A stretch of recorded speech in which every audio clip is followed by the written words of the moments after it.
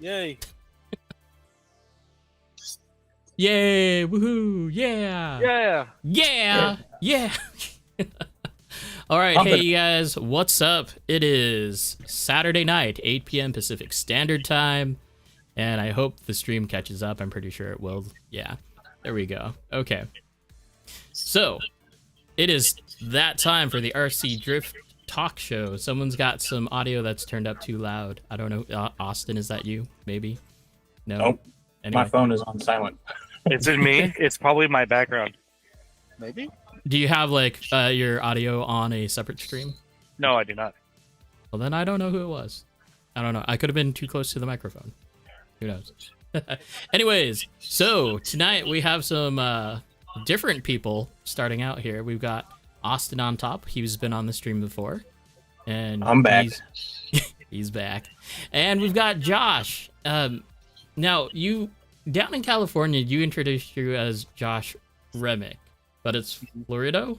Yeah, so my full name is Josh Remick Florido, but I just keep, the last name out of it, even though it's my legal. So my Remick is my middle name, so it's not like I just made up a name and just threw it out there, but yeah. Okay, so he is Eastbay Sliders and the Pittstop, right?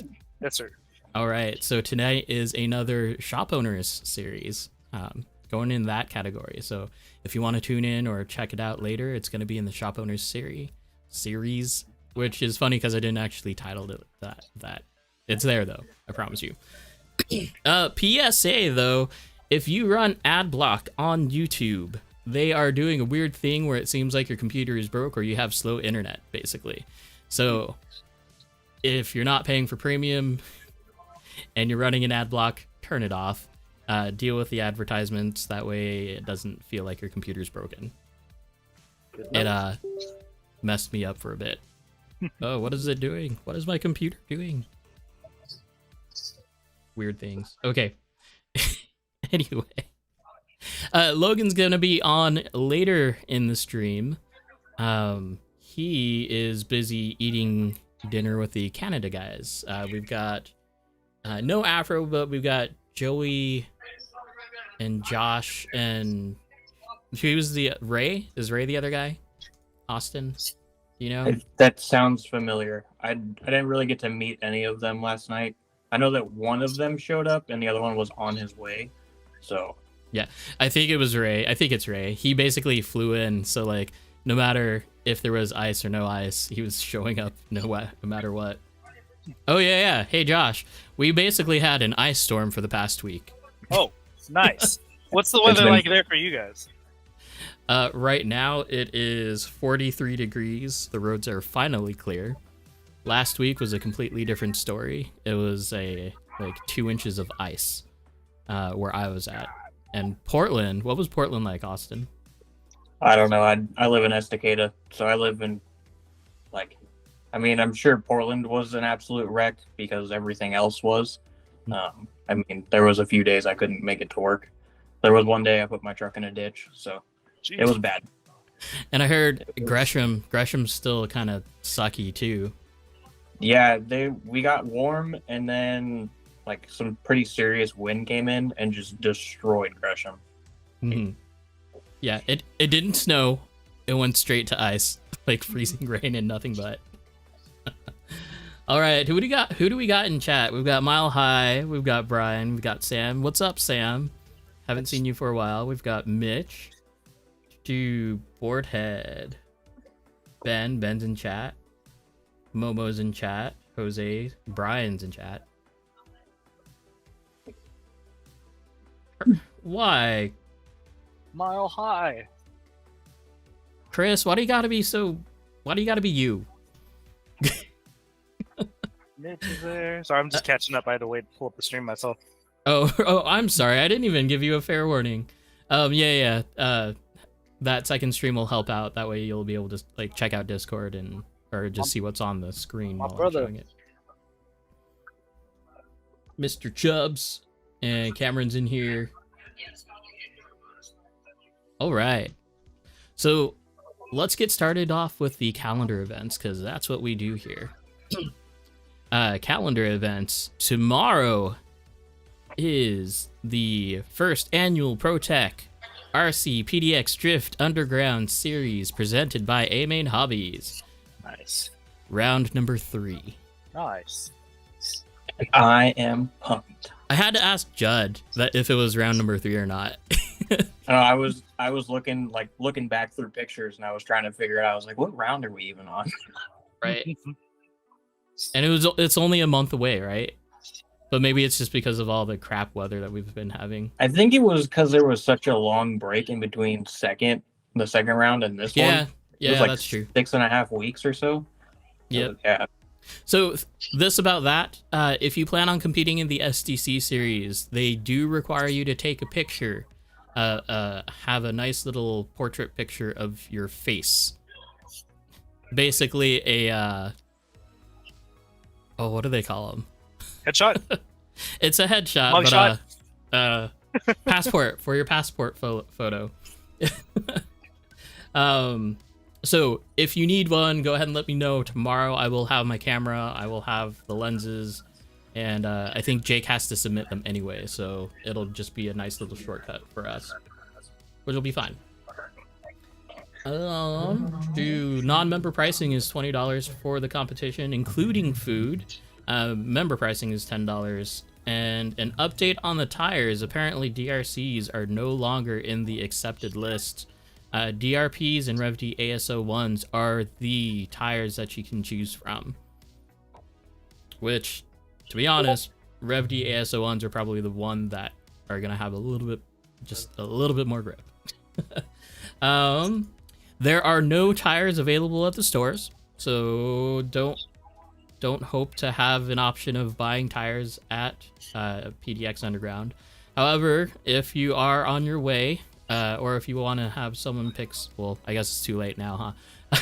Hobbytown and a few other different hobby shops do have them stored locally, and usually there's always a few guys that have them stored away. Like, I have 2 sets that are willing to be bought if anyone needs them. Tandem Tuesdays is always a thing. They are doing their own series within a series, so that's kind of cool. April 12th to the 14th is the Northwest Model Hobby and Northwest Model and Hobby Expo in Monroe, Washington. So that's the big event that we all need to go to if you're like an RC nerd, like we all are. And shooting all the way across the year, October 4th, 5th, and 6th is Super G Worlds. Yes, Worlds. Although I haven't seen any like marketing or advertisements for like any international goers, and there wasn't any qualifications or qualifier regions. It's a host for Worlds. It's not just USA. It's just we're inviting outside. Yeah, I'm assuming there's going to be series for other countries that are going to be running STC. I think. I mean, that'd be my guess, because why else would you call it Worlds, right? Yeah, right. I bet you it's going to be a lot of the people that were at TDC. Mm-hmm. So that'll be cool to watch. All right, so just an idea of what's coming up, you guys. We're gonna go through not a quick interview, but an interview with Josh. Find out who he is, where his track's at, what he does. Do you have like some of your products handy? Yes, okay. I do actually. Yeah. Perfect. If you aren't a part of the Discord, let me get that link in there right now.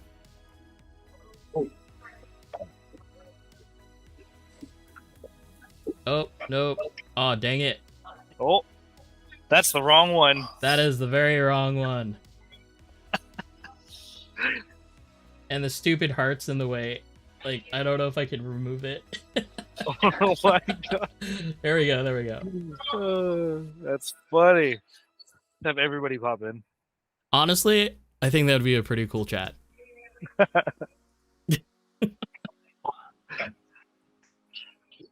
Wait, DJ's on. DJ, you're at work. DJ is here. Wait, what? Oh no. Go back to work. Oh, this is more important. There's a comp tomorrow. I just got in town today. Oh my gosh, Sam. If you need a car, let me know. Oh, wait. We can hit up Travis. He's probably not competing tomorrow. He can drive his old car. right? Because Travis bought Sam's car. Austin, no. What? I Yes. apologize in advance. Which one?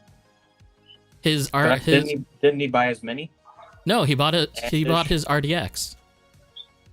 Oh, I Anyway, know.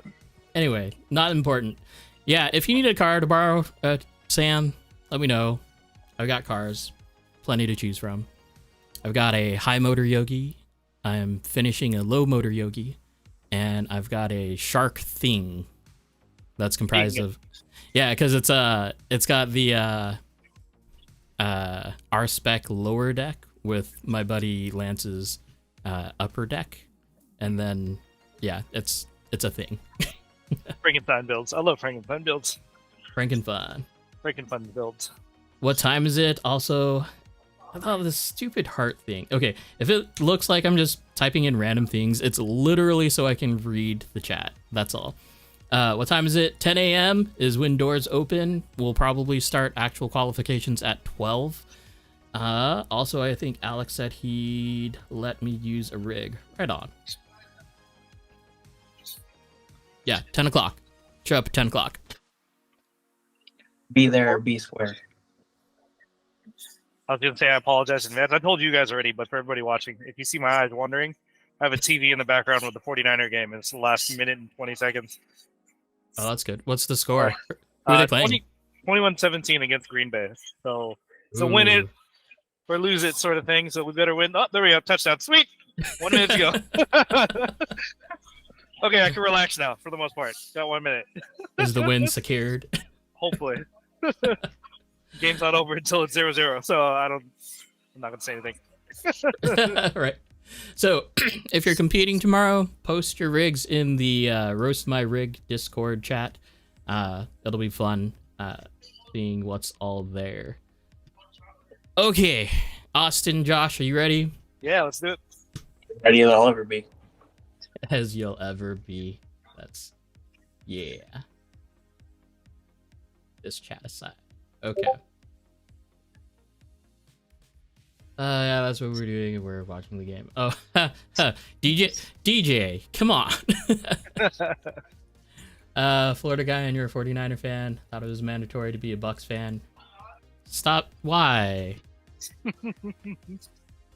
Honestly, that statement doesn't actually mean anything. I was a band nerd, band geek in high school, so always have been, always am. You could be both. So, what were you in band?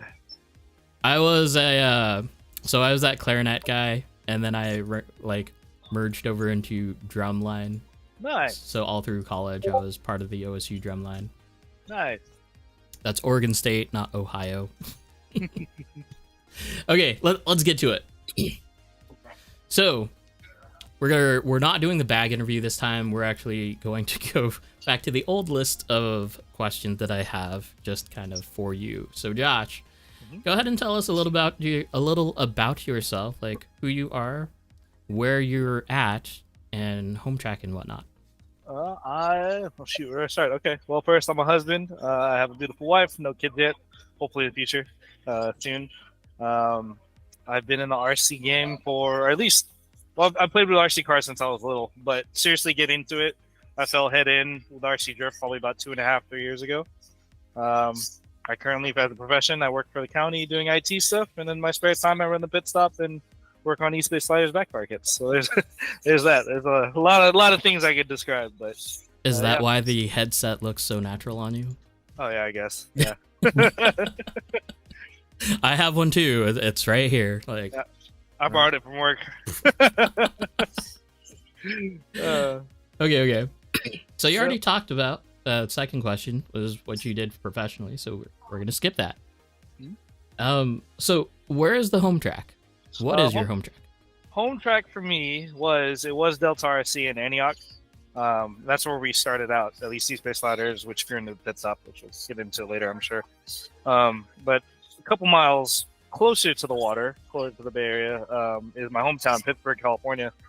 We actually managed to open up our own shop last year. Sorry, I was going to say this year, but I believe it's 2024 already. So it's been about a little over a year since we had the keys, but we officially opened up to the public in August. So we've only been open for a few months, but it's definitely blown up, and we're blessed. So I'm really happy to say that our home track is our own home, which is the Pittstop. So pretty cool. So for Pittstop, what is the daily cost? Daily cost? Oh boy. Not for you. Sorry. To go and drive. To go and drive. Gotcha. Yeah, no worries. It's $15 all day, or if you come after 7 o'clock, it's $10. We close at 9, quote unquote, which usually means whenever closing for us is like, all right, when does the staff want to go, or when does the employee or the customers want to stay as long as they want. So we go as long as we can, or we want. Depends on the staff member that's closing, but for the most part, we're here probably till 11, 12 midnight sometimes. And what days? Occasionally, we're open from Thursday to Sunday. So typically it's 4 to 9, Thursday through Saturday, and then Sundays are 4 to 8. But it never really is 9 or 8. So unless it's one of those special occasions, like I think in November, obviously holiday season. I forgot what day it was, but Sunday we're pretty slow. So we just we'll close up today early. Pretty relaxed, chill place. The community's well knit, and we take pride in making sure everybody feels like they're at home, because obviously this is our home. We want to make sure everybody feels warm and welcome here. So yeah. For sure. Mm-hmm. So Austin, this is the difference between like drift specific shops versus like PDX Underground or anything that we've seen in Oregon, because we've always had to stick to their times. Yeah. We've never been able to just like go and go. It's when Kevin calls it, that's it. Like, pack up, go home. Yep. It's like this 5 minutes. You guys have 5 minutes. Get out of here. I mean, we give warning calls too, but they're definitely not like before closing. Our Right. closing's always later.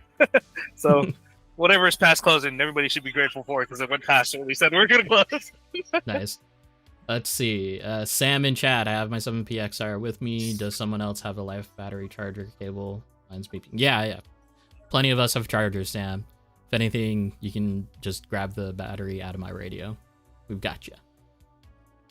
Or I can bring the little 4 AA battery thing, and you can use that. I was gonna say I have an extra battery. So. Oh, there you go. Checkered Past is asking, what's the consistent turnout for your shop? Consistent turnout, I'd say.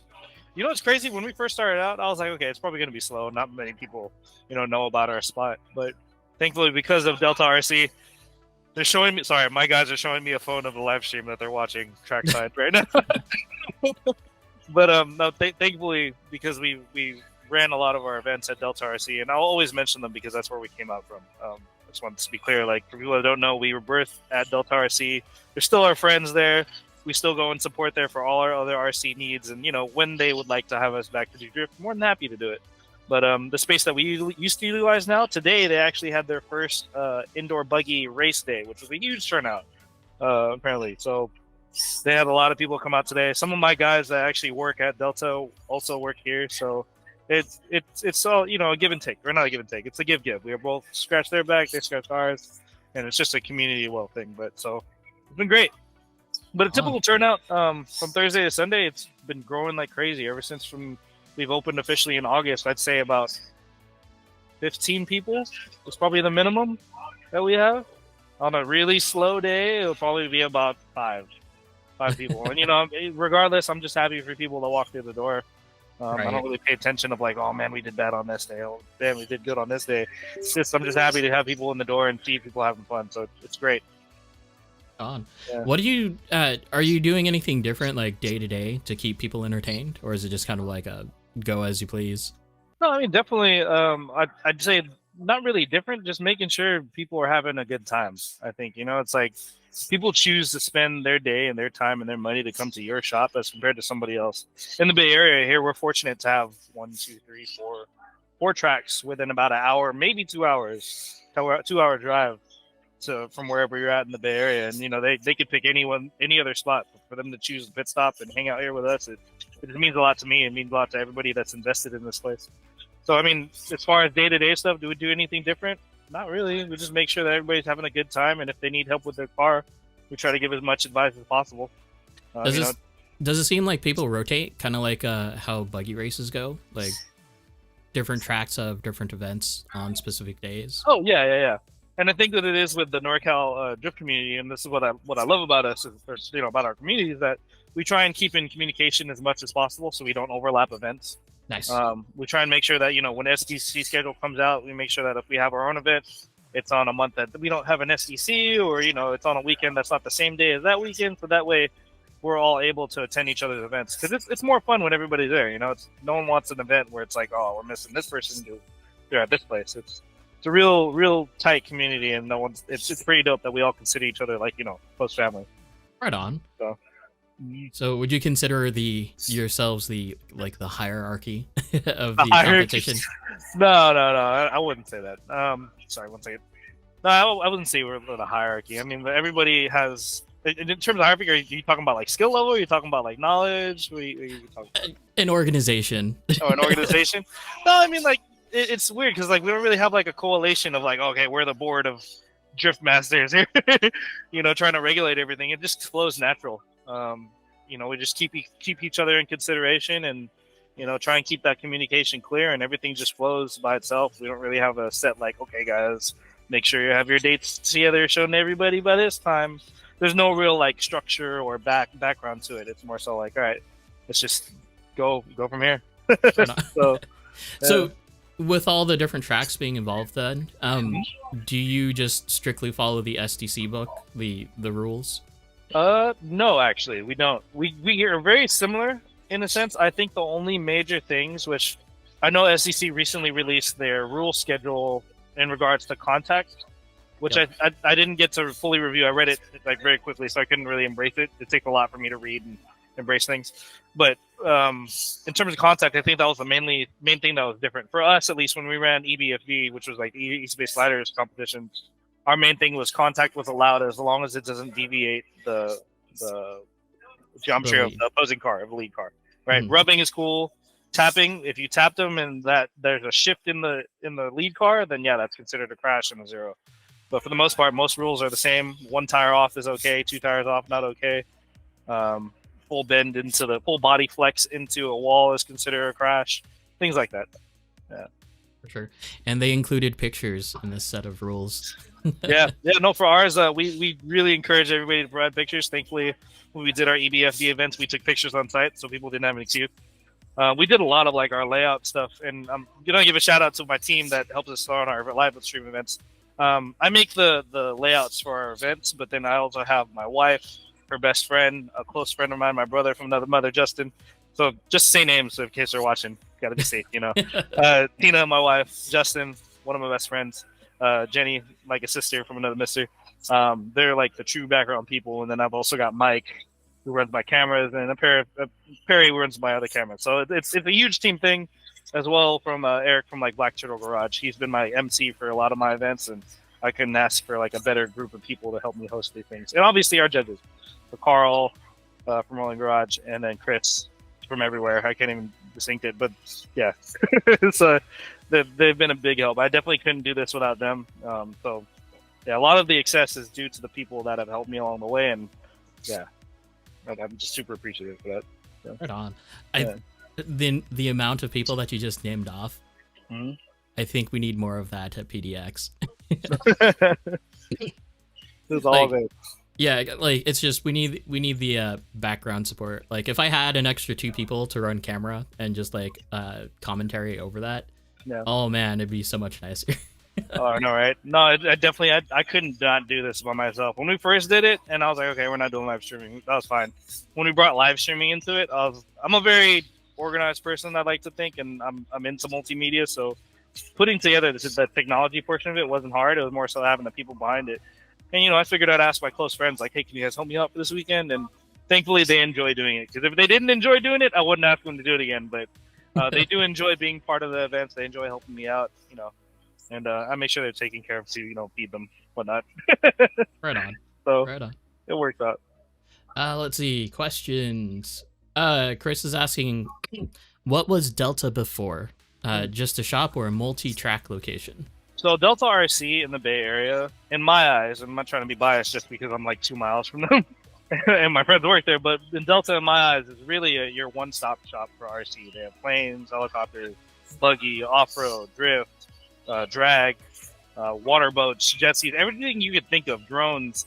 They have literally almost everything you need there to build, expand, and upgrade your RCs. In terms of track, they started out with off-road 1.8, 110 races that they held at the Antioch Fairgrounds, which is literally right across the street from Delta RC.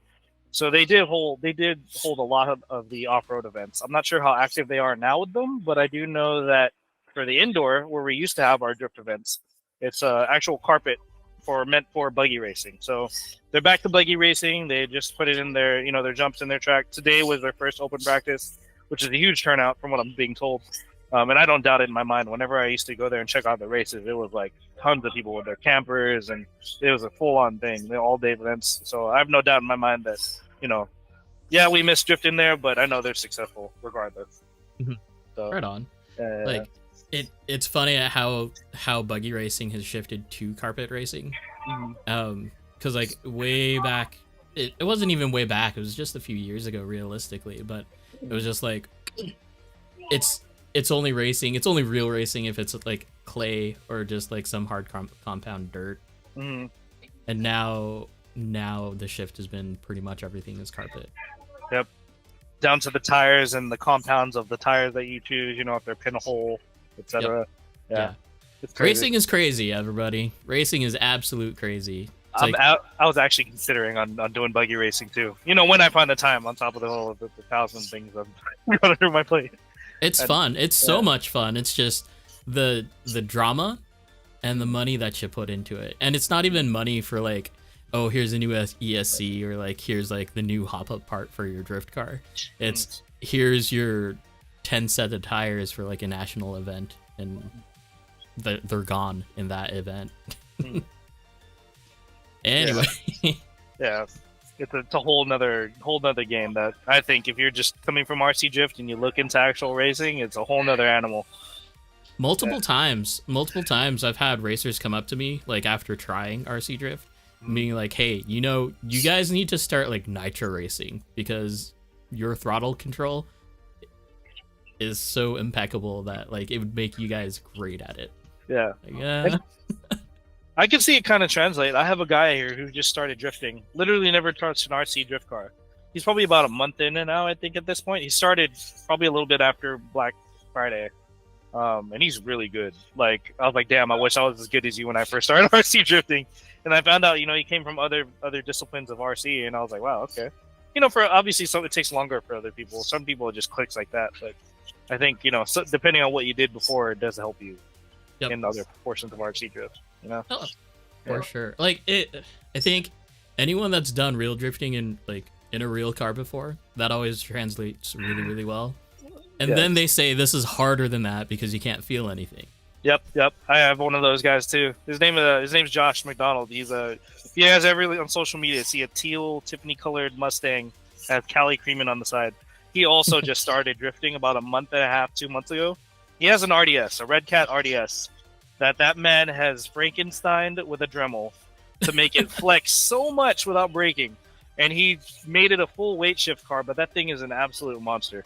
If I could show you guys videos later, I definitely would. But it's crazy how much lean you can get with that car on P-tile with low grip. It's nuts, and this car's fast too, even prior to. So yeah, a lot of the 1-1 guys, they know what they're doing for sure, and they're quick learners of this. Now, speaking of you, because you're kind of new to the hobby as well, right? You just just a few years. Now, do you feel fortunate or in the idea that you started at the right time when there's a lot of different kits that were available to you, or do you kind of wish that you were ahead of the game? No, I think I'm right where I need to be, or I'm happy right where I'm at. When I started. How did I even start? I started with an MSC. I still have an MST now. But at the time, I bought different chassis just to see what I liked. But I think where I'm supposed to be is I'd rather be where I started out at. And yeah, I am still fresh, but I think I'm learning. I enjoy learning, so I'm happy to be learning as I'm going. So. Well, your electronics kit out is kind of what I'm super interested in, because that is the not normal setup at all. So it's on purpose. Yeah, we'll get to that. Yeah. Okay. Kind of back to the track location. So say if we were to come hang out and need a place to stay, what kind of like hotels or places to stay are we looking at? There's a Hampton Inn, literally probably about less than, I don't know, a mile away. Hampton Inn, pretty close. In Concord, which is closer to the central part of the Bay Area, there's like a Hilton, some other Days Inns, a lot of different hotels with lots of food around the Bay Area. So there's tons of food at least in the Concord area, which is about like 10 miles, less than 10 miles away from the Pittstop. Yeah, in our area, there's a good amount of housing if everybody ever wanted to visit, for sure. So make sure that you have a car or just some sort of transportation. Yeah, the Hampton Inn that I'm thinking of, you could technically walk to us. It'll take you like 30 minutes if you walked, 20 to 30 minutes if you walked. But yeah, if you drove, it'd take you less than 5 minutes to get to like the Corpus Hotel. Could you imagine just some random Joe Schmo walking with his Yokomo pit bag, like on the side of California Street? It's a Bay Area, man. You can see anything nowadays. Yeah. Speaking of places to eat, where do you recommend? Well, okay. I would say I'm gonna get a lot of hate for this, but probably there's an In-N-Out nearby. For those of you that don't live in California, I don't know how popular In-N-Out is nowadays. I know they have it in Texas. There's That's pretty 2. close. There's 2 now in Oregon? Yeah, one's in Medford and the other one's in Kaiser, I think. Okay. Somewhere. Okay, Kaiser for sure. Yeah. There's a lot of food places just opened up. Chick-fil-A, a lot of different Taco Bells. There's, I don't know, all your usuals. Wingstop. There's a Dave's Hot Chicken. If you guys are into hot chicken, we have a lot of good hot chicken places. Angry Chicks. There's a lot of Korean, well, not a lot of Korean barbecue spots, but there are some good Korean barbecue places that aren't all you can eat, that are nearby. In the Bay Area, they have a new one. My favorite one, which is from LA. It's called Bakjang. It's in San Jose. Originally from LA and San Diego, but they finally first opened up their Bay Area location. So if you want all you can eat barbecue, or not all you can eat, that place doesn't mean all you can eat. For those of you that are into Korean barbecue, there's a difference between all you can eat and like premium Korean barbecue. If you want good meats, then you go for the premium stuff. If you just want to be full off of Korean barbecue, it's Gen or Gen, however you want to pronounce it. There's different Korean barbecue spots. Is there one of the places where you like have the grill at your table? Grill at your table, yeah. Yep. You can either cook it for yourself, and Bakjang is the one where it's like they cook it for you. You can keep the leftovers if you want, because obviously it's not all you can eat. But local places, yeah. I mean, there's also the mom and pop shops. There's a place down the street that I love going to for breakfast with my wife called Lumpy's. Doesn't sound good, but it's delicious. Lumpy's, we've got some people chiming in. Lumpy's is around the corner. Blue Saigon, Mecca. Oh yeah! Mecca Oh my Cafe. God! How could I forget Blue Saigon? Blue Saigon, it was so popular. They're actually. I'm gonna hate for this. I'm a forgetful person. My mind is like a goldfish. My friends from high school actually work at this place called Blue Saigon, which started off as a food truck. Being so popular, they started their own restaurant probably a couple of years after I graduated from high school, a long time ago. Now they're so popular that they opened up their first location on the Las Vegas Strip, and so they have their own like section or their own store off on the Las Vegas Strip. They've been blowing up, so they're huge. Check them out, Blue Saigon. Originated here in Pittsburgh, California, and now in Vegas. It's crazy. Do you know the closest hotel? Closest hotel? In Vegas. Sorry. I want to say it's either Caesar's Palace or the MGM. I could be off. Yeah. But definitely there. They're basically a Filipino / Vietnamese / Mexican / Chinese hybrid. Imagine food truck, creative foods, but super good. My favorite is the lemon pepper wings with spicy garlic noodles with garlic prawns. It's pretty crazy. Yeah, it's really good. Yeah. It's good. Yeah. And then, New Mecca is a bit like a Pittsburgh staple. It's a really good Mexican restaurant. Actually, a couple blocks away from us. You could walk there and get food and come back. They're a really good Mexican restaurant down the street. We also have La Veranda. It's all coming in my head now, see? And then La Veranda is an Italian restaurant. They have really good lasagna and penne pasta there that I love. I'm a foodie, so... Right on. A little bit of everything. If y'all want a food tour and you come to the Bay Area, hit me up. I'll definitely shoot you some recommendations. Austin, do you have a food preference? Yeah, Austin, what do you like? I'm kind of like an all over the board kind of thing. I think my number one go to is Thai food. Thai food? Yeah. Perfect. There's a place down the street called Creation. They're strictly Thai. Yeah, Asian. we have a Thai restaurant right next to my shop, and it's dangerous. It's like pretty much where I go every day for lunch. Mm-hmm. Yeah. Nice. As long as there's tacos and burritos, I'm a happy man. Literally across the street. This place is good too, but if I were to choose between two, Mecca is better. La Hacienda is right across the street from us. Literally walk out the door and cross the street. It's right there. Good tacos. Wait. Is it a different La Hacienda that I have in like Salem or Eugene? Probably. Yep. Yeah. So yes, we have tacos within walking distance of the pit stop. For sure. If PDX had tacos, like Taco Tuesday, I would make time to go to that. But no, nah, man. Anyway, okay. So what I'm getting at, there's plenty of places to stay, plentiful places to eat. Mm-hmm. And you said how far away is San Jose? An hour, less than an hour. Well, it depends on the time of day and when you go, because it's the Bay Area. Anything can happen. Because Great America Theme Park is in San Jose, right? They used to be. They closed down. Oh no! Yeah, yep, they're gone. They closed last year. Last year, I think. Oh, my childhood is gone. Oh no. I know. Sad day. That's okay. There's always Six Flags.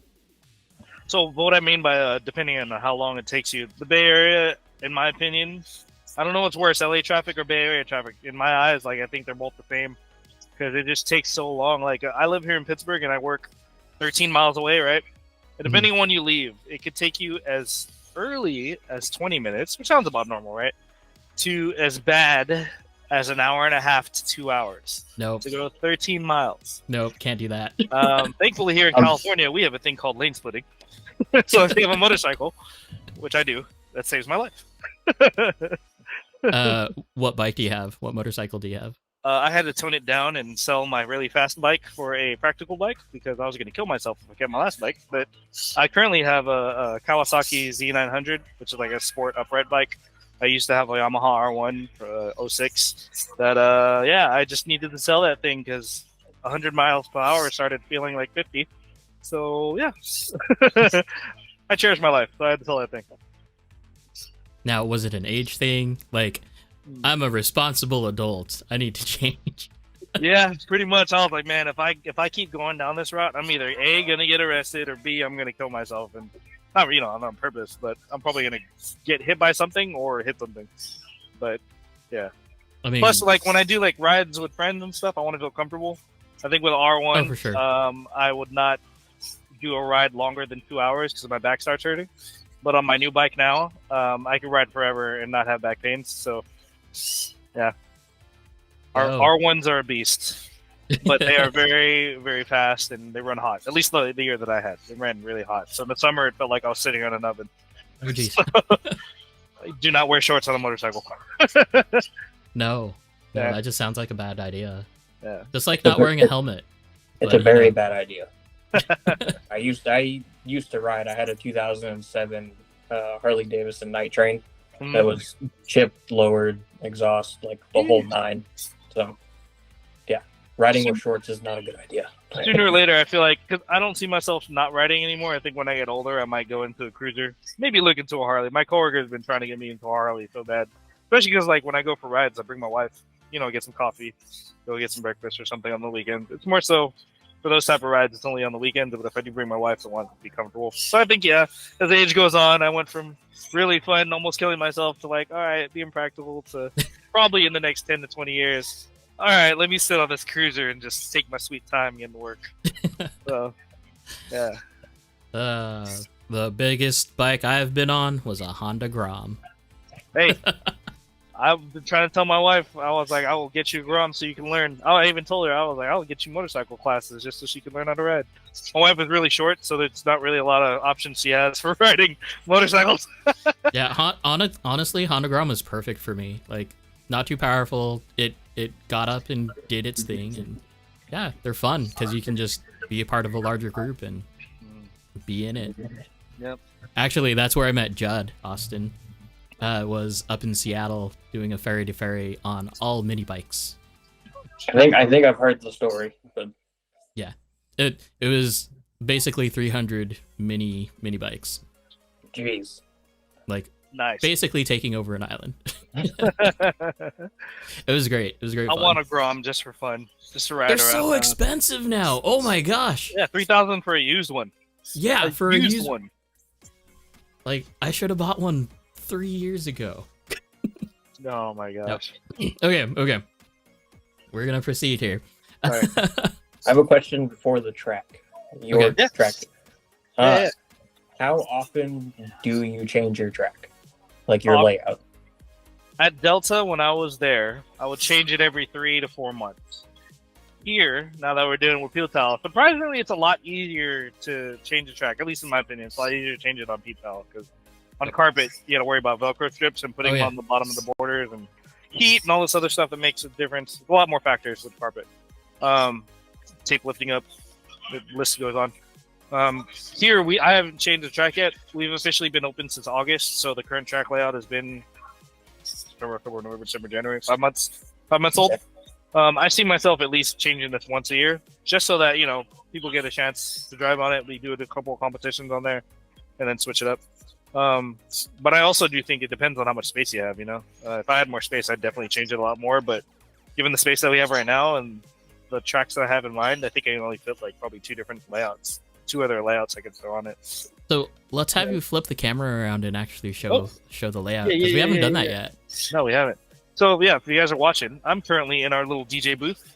This is the booth that we have when we have live events. We throw our live stream camera here and our DJ booth, and we have a DJ and we play music and whatnot. Yeah, if you guys ever tune into our live streams, this is where we have it. And then this is our track. Where are you doing your live streams at? What's the YouTube handle? It's not on YouTube. It's all going to be hosted on Facebook. So you can find us on Facebook at the Pittstop. We live stream it on Facebook. But yeah, this is where the front area is. Oops. That's our shop. Shout out to Rolling Garage. That's Anthony. He works at Delta. So if you ever go to Delta RC, hit up Anthony. He's also one of the founders of the Pittstop as well as John. Shout out to my boy John. That's Angelo, another one of our staff members. See, look at that. I can give shout outs and get you on camera. And you guys don't even know it. Anyways. Oh, and we had the football game up earlier. So yeah, if you saw me looking up earlier, I was probably looking at this. But yeah, this is our track. Well, I mean, at least you have like a few cut out open areas to where you can change it up if you want. Yeah. We can definitely do that. But like full track layouts, I can probably fit like 3 different track layouts. The space is 17 deep by 37 wide, I think. So it's not that big. Really not that big, but we make it work. Our lane widths, I think the straights are like 2.5 feet wide.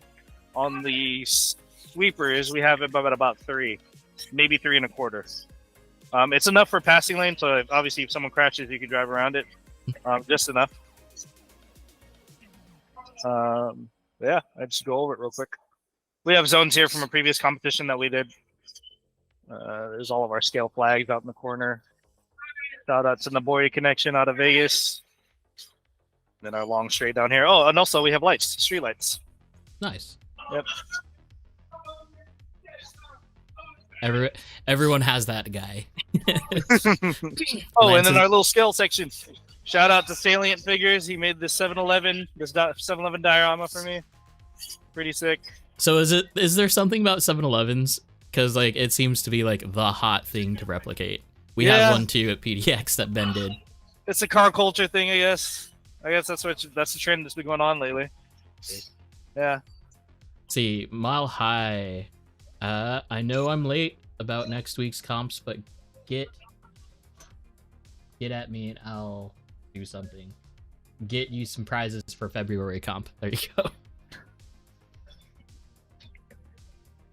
Oh, I got you. I appreciate you. Yes, I will definitely get back at you about that. Yeah, no worries about it, brother. I know he was moving. Mile High actually he did his move recently, I believe. Him and who was it? Colin Custer was moving. Did you move recently, Mile? There's somebody else I was talking to. I've talked to so many people lately, and I apologize, guys. I know how that feels. I've been so busy about doing all these different things, and it's like everything just meshes together. But don't worry about it. I appreciate you. Thank you for the support, regardless.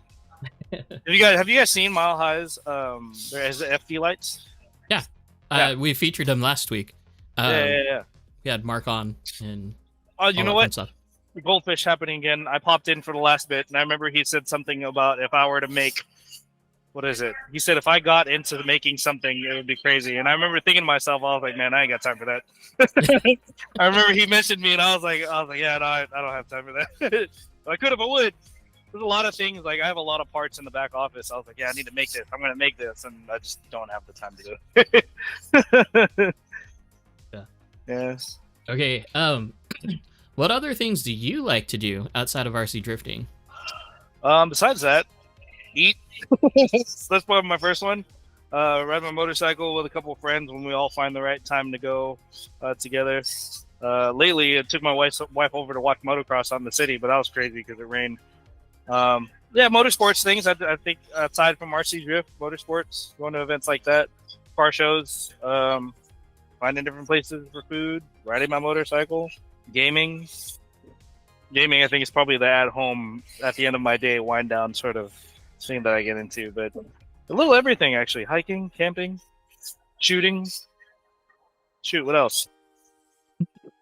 Traveling. Yeah, I don't know, all the above. I'm a very, diverse person, I guess. I have a lot of different hobbies and interests, so I don't know. What's the go-to game for you right now?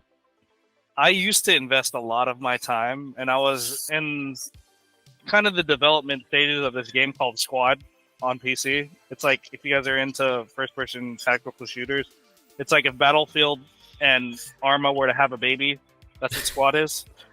So, other than that, before that, it was a lot of FPS shooters, so old school 1.6, Dave Defeat. That's like really where I started out with gaming. And now nowadays, it's like casually Valorant, more so Squad, Hell Let Loose. A lot of still shooter stuff. When I want to wind down, League of Legends, little everything. Racing sims. We were just talking about drift sims before this. I'm about to slowly get myself a drift sim again. I mean, if you look online right now, you'll find the deals. Like, there are so many people that like attempt to get into it and then just get right out of it. Yep. Yeah, I was just telling you too, I sold all of my sim drift stuff to get into RC drift. So that's why I bought like three different pre-owned RC cars and just jumped right into it. But yeah, no. Oh, Mile High mentioned the finals. Yeah, I've been playing the finals too, but I don't like playing alone because it sucks trying to play with random people. That's one of those games you really need like people you know or something with a mic, for sure. 100%. Yeah. Austin, what about you? What's your go-to game right now? That's not Car X. Well, I mean, Nothing wrong with Car X. This is gonna sound weird. I've never actually had like a gaming console until recently because of Logan. So the whole reason he gave me an Xbox was so I could play Car X with everyone, and that's pretty much that's all that I do if I do play games. So yeah, there's nothing wrong with Car X. Yeah, I've plugged in. We can talk about it. I plugged in my remote into Car X, and you can use your RC remote as a controller. Yep. But yeah, Mark, hit me up if you want to play, brother. Shoot me a message. I'll send you my gamer tag. This guy. This is a USB to receiver adapter. So I did it with a Noble. Oh, right on. With a Noble. It was funny. A 10px, you can plug a 10px right into your computer, and that will work too. Yep, NB4s you can do it. Noble NB4s you can do it. Easy. I think the MT12 from Radio Master has a USB port as well. Yep. So. Oh, mountain biking. Someone said MX bikes. Yes, motocross bikes. I wish I was tall enough to ride a 450, but I'm not. I'm only 5'7", and I tiptoe. So there's that. You don't need to touch the ground, right? You just need to stay on the bike. I ride. You only need 1 foot to be on the ground. That's true. My problem is if I ever tip a bike, let it fall, I don't know how easy it would be for me to get it back up. There's like techniques to do it. Like, you hold the handlebar in the back, and then you do it backwards, push up. Oh yeah, I've seen MX bikes, the motocross sim. Sorry, I thought you were talking about Mr. Chubb said the motocross sim. right? Everything crosses over some way, somehow. Ben is 5'8" and rode 450s for a while. I've just never touched a 450 because I just felt like I was too short. So maybe, I don't know. Maybe I'll hop on a 450 and be like, oh, I could actually ride it. Like, as long as your feet touch the pegs, right? Yeah. then On you're my good. R1, I was tiptoeing. I was fine with that. I didn't lower it. It was still the same height when I got it. So Yeah, there's nothing wrong with Car X other than the fact that, like, if I try to play Assetto right after it, I can't. it just throws you off. Yeah, 100%. Like, different style of drifting. Like, I can't even play Car X on a wheel. That's a controller. Have to have a controller for me. And I don't want to spend too much time, like, tuning the cars. So maybe it's just a me thing. Okay, so why RC drift? Why did you choose this weird niche hobby? So I could tell you, one, I like tinkering with things, right? So Okay. I think a lot of us here in the hobby world, in some sort of way, we're all nerds a little bit. You know what I'm saying? I think we all love to tinker. I like to tinker. When the pandemic happened, there wasn't really much to do. A good friend of mine, Chino, shout out to Chino from Delta RC. He's like the main mechanic there. A good long life friend of mine. I was into airsoft. I forgot about this. The past time I was in airsoft before RC drift.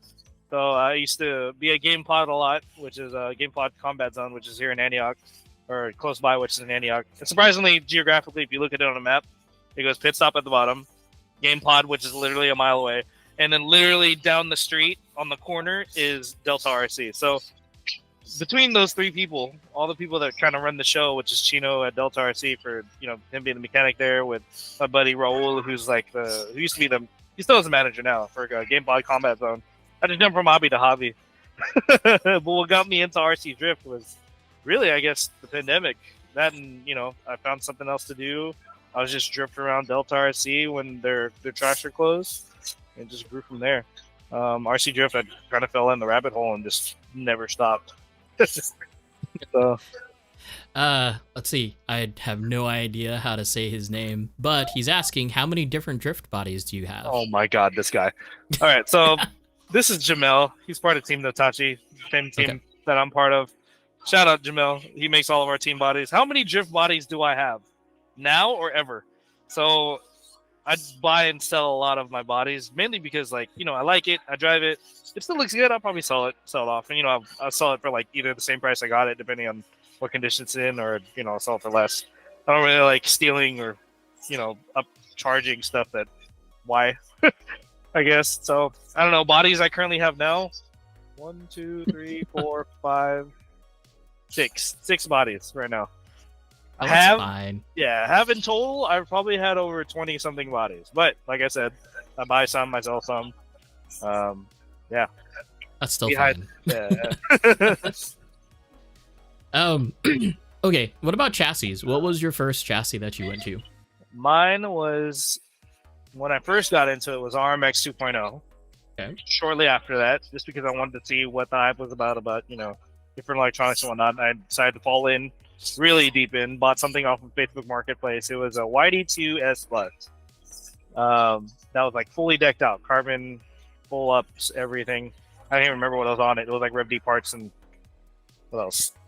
A Rev D 10.5 motor and a RPX2 D.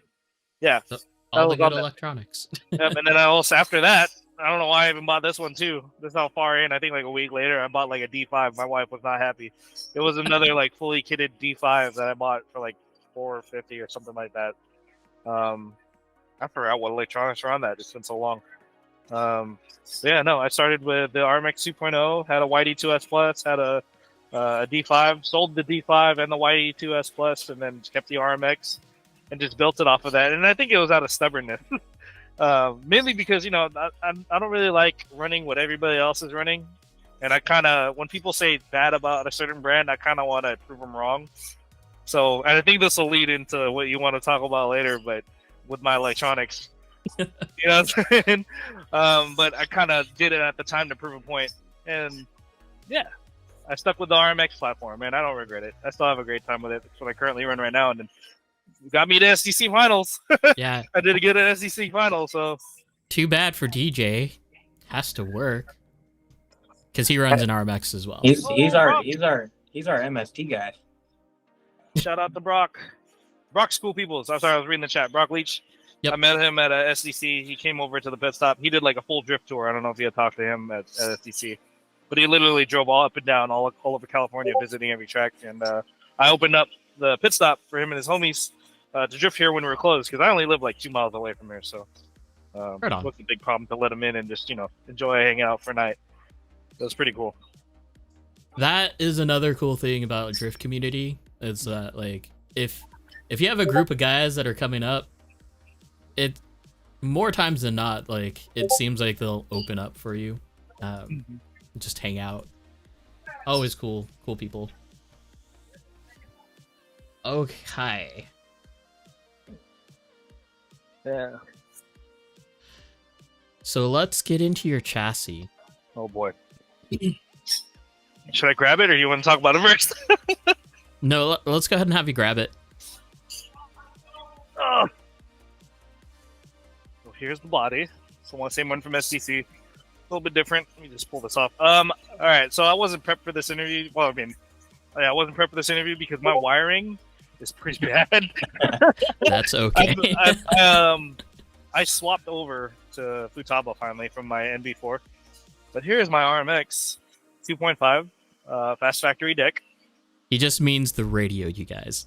Yeah, that's not the important part here. Yeah, but yeah, the radio's not important much. But yeah, as far as electronics, it is a Reefs 299 LP and a Reefs drift gyro. It's meant for 110 and 124 scale. I'm running a Hobby Wing XT10, and then I'm running the AccuVents Sledge 13.5 motor with a fan built in. I just put that on. I'm soon going to switch over to the AccuVents ESC as soon as I get a fan for it. Shout out to Vittorio's for the giveaway. I won his AccuVents giveaway, so I've been slow to get everything on, but I promise as soon as I do, I'll take more pictures. Promise. Just trying to financially take care of other things at the moment. Yeah, that's my build. Nothing too crazy. Don't judge my wiring. So the whole Reefs part just throws me off left and right? Because like realistically, you hear Reefs in the crawler world, right? Mm-hmm. And even still, I've seen and heard people just like kind of move away from Reefs as well. Mm-hmm. But yeah, going to Reefs for drift. Right. So what made you do that? I'm not trying. This is going to sound super biased. Okay, so when I was working, I used to work for Gen Z's Battery. I was account manager for Gen Z's, and I got the opportunity to go to RCX with my buddy Black Turtle Garage, Eric Sarceno. Shout out to Eric. We've done RCX a few times, and he introduced me to Reef. And Reef liked what we were doing. We were chopping it up, and then he asked me if I wanted to test out something for him. I was like, yeah, sure, I'll do it. And so, he hooked me up with Reef servo first, and then he told me he was working on a Reef gyro. So it was me and one other person from SoCal that were doing like the testers for the drift gyro. We were able to take he sent us some of the prototypes for it just to test it out. Gave him our feedback, what it needed more of, what felt good at what percentages and whatnot, and they took it from there and did all the designing. But coming from a V4, I went from a V4 gyro. I've tried the Rev D ones. I'm not a fan of it. Just for my driving style, I'm not a fan of it. Not saying it's a bad gyro. I'm just saying for my own personal taste, it doesn't work for me. But I used to run a V4, and between the V4 and the Reefs, it's just so much easier to tune to my style. Not saying it's bad. Not saying V4 sucks. I can take somebody's V4 right now, and I'll drive perfectly fine. But for my preference and for my driving style, I just like the Reefs better. It's easier to drive on all surfaces. Thankfully, because like I said, in the Bay Area, we have a lot of tracks within an hour. We have a polished concrete track at Sheldon. We have Rolling Garage at the time, which is P-Town. And then at the time when I was at Delta running the drift events there, we had carpet. And then obviously you can run it on asphalt or concrete, wherever you want. I've taken that thing to car shows, rough asphalt. I've taken it to Grid Live, super messed up asphalt. And it drove really good. Like I didn't have to change my tune at all. Didn't have to change the sensitivity at all. And it was just really where I kept it at. I didn't have to move it much between services, and it does great. And I'm not a biased person. I don't believe in biases. I'm pretty neutral, and I'm not paid to say anything. I genuinely feel like that gyro, for the money you pay for it, it's like a $55 gyro. And on the market right now, when you compare that to the RC gyros, especially because it's a 110, 124 dual use gyro, it's great. Works really well. And it's just, you don't have to do much to it. Just set it and forget it for me. What kind of connectors? Is it a plug style gyro like Yeah, the 550 is? Yeah, let me show you. So it comes with adapters. I don't know if you guys can see it's hiding under my center. Like So it's like the small 24 scale one, right? Like the 4-pin, or sorry, the 4-pin down to a 3-pin, and then it converts it into regular 3-pin servo. Has a connector that it includes, so regular, receiver plugs. If you wanted 24, you can use the other cables that include. Those are the plugs it comes with. Trying to put everything back in order. So I have a guy that was using the LP299 servo for drift as well. Mm-hmm. So I know that it was programmable, Mm-hmm. but what I didn't see is like individual adjustment from like endpoint to endpoint, like separately for left and right, which I talked to you about that at STC. Yeah, and I did not. Was so everywhere that day. I was like, oh god, what did I even say? Right. So anyways, for those of you that are tuning in, unless they change the firmware and programming, it's like you tune it for the arc that it needs to go instead of like individual left and right, like the like the Futaba can. Yeah, correct. But what about the servo? Does the servo have individual endpoint adjustment just like V4? Not that I remember. No, so it's just kind of like everything is open. Just everything open. Yeah, you can do like the max steering angle versus that's it. Widen it or close it. That's about it. Channel 3 adjustability or auxiliary adjustability. Yes. Are you talking about for the gyro? Yeah, for the game. Yeah, for the game. Yep. Perfect. Perfect. And it comes in what colors? Red, black, and purple. So I don't know, just red, black, and purple. I think they also released like a brass gold, but obviously you don't want brass in your car. So it is actual brass casing too. So I was like, oh, probably not gonna get that. But it looks pretty. Right. Yeah. Let's see. Mile High. Does Team Notachi still have the custom servos? I don't know. That's a good question. I would hit up the Team Notachi IG. I'm pretty sure they have some in backstock laying around somewhere, but I do see them run on some of our newer teammates' cars, so maybe. Not sure.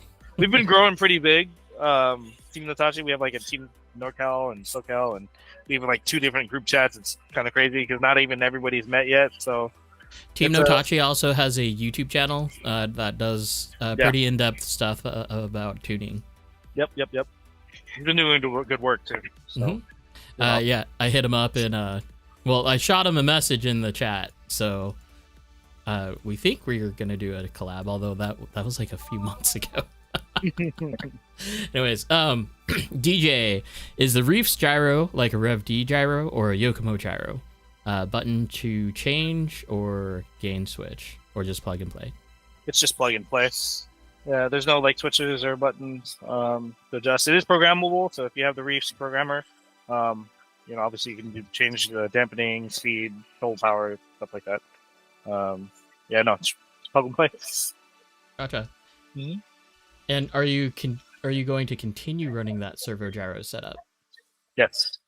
Perfect. Yes, I am. I've ran other people's cars and I drive them great. They drive great, but for me, it's just I'm a very simple person and I do like tweaking. But once I like something for a competition, and I get into that mind of like, all right, this is what I've got to adjust my skill level to the electronics I have now. I don't really like to change. And I think, in my opinion, like at SDC, the way I was driving, I think I did good. I just have to do better next time. So, where did you end up at? Top 32 for sure. I didn't win my first battle. So yeah, top 32 is where I made it. I qualified 22nd out of like 100 people that were there? 140 something people that were there. 160, I think. Yeah, so I got to skip the other day of the lower back battles and just go straight to the final. So I made it to top 32, made place 22nd or 23rd, something like that. And yeah, with an MST. For those of you that are like, oh my god, an MST. I love it. I just love putting that out there all day, every day. I think it's as good as saying that there's a beast of a red cat. I was looking at that chat earlier. someone else saying, "What? I've never heard RDS and monster in the same sentence." Like something like that. It was something in the chat that I read. No, dude, like we've seen RDSs that are so good. Yeah. And it's just you got to know what to do. And once you know what to do and they're there. Yeah.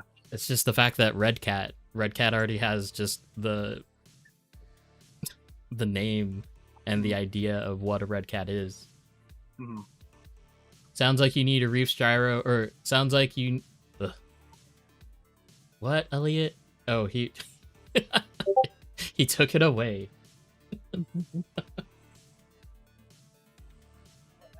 I didn't. How would you describe your style? Aggressive, smooth? Aggressive, I'd say. I think my downfall is being too aggressive because I love being indoors, but when it comes to SDC and finals, at the time, and I think this is what caused the rule change, was that rubbing or any sort of contact was not allowed, right? But I think now that that's changed this year, it might work to my benefit to go a lot more in. And aggressive in terms of like, manjiing huge. Some people don't like to manji. I like to manji. It's like, why not? Chucking it into the big sweepers, high speed. Obviously, all the same, close proximity, big angle. But aggressive in terms of like super close transitions. I'm not afraid to get close in because at least I know if I make myself out, it's because I was aggressive and not holding back. I don't like the term. There's a term I heard, not recently, but when I got to RCGF, sandbagging. When good drivers dumb down their skills to get higher placements, it's like, do you, I guess. But for me, it's like, why do it and do it half-assed when you can do it full out? You know what I'm saying? I don't know. Commit. Yeah, commit. Actually, so proximity is always a key word for RC Drift, right? And that's what was better defined in the rulebook for SDC 2024. Because proximity is defined by the closeness of the door to door action, not the nose to door. So that I hope clears a lot of things up. Yeah. More parallel tandem drifts rather than off parallel drift, pretty much. Yeah. DJ. That's why I like the walls. Have more walls, brother. Yeah. Elliot, Reefs gyro similar to a 450. No, because the 450 actually has somewhat of an endpoint adjustment, but the endpoint adjustment is again both similar left and right.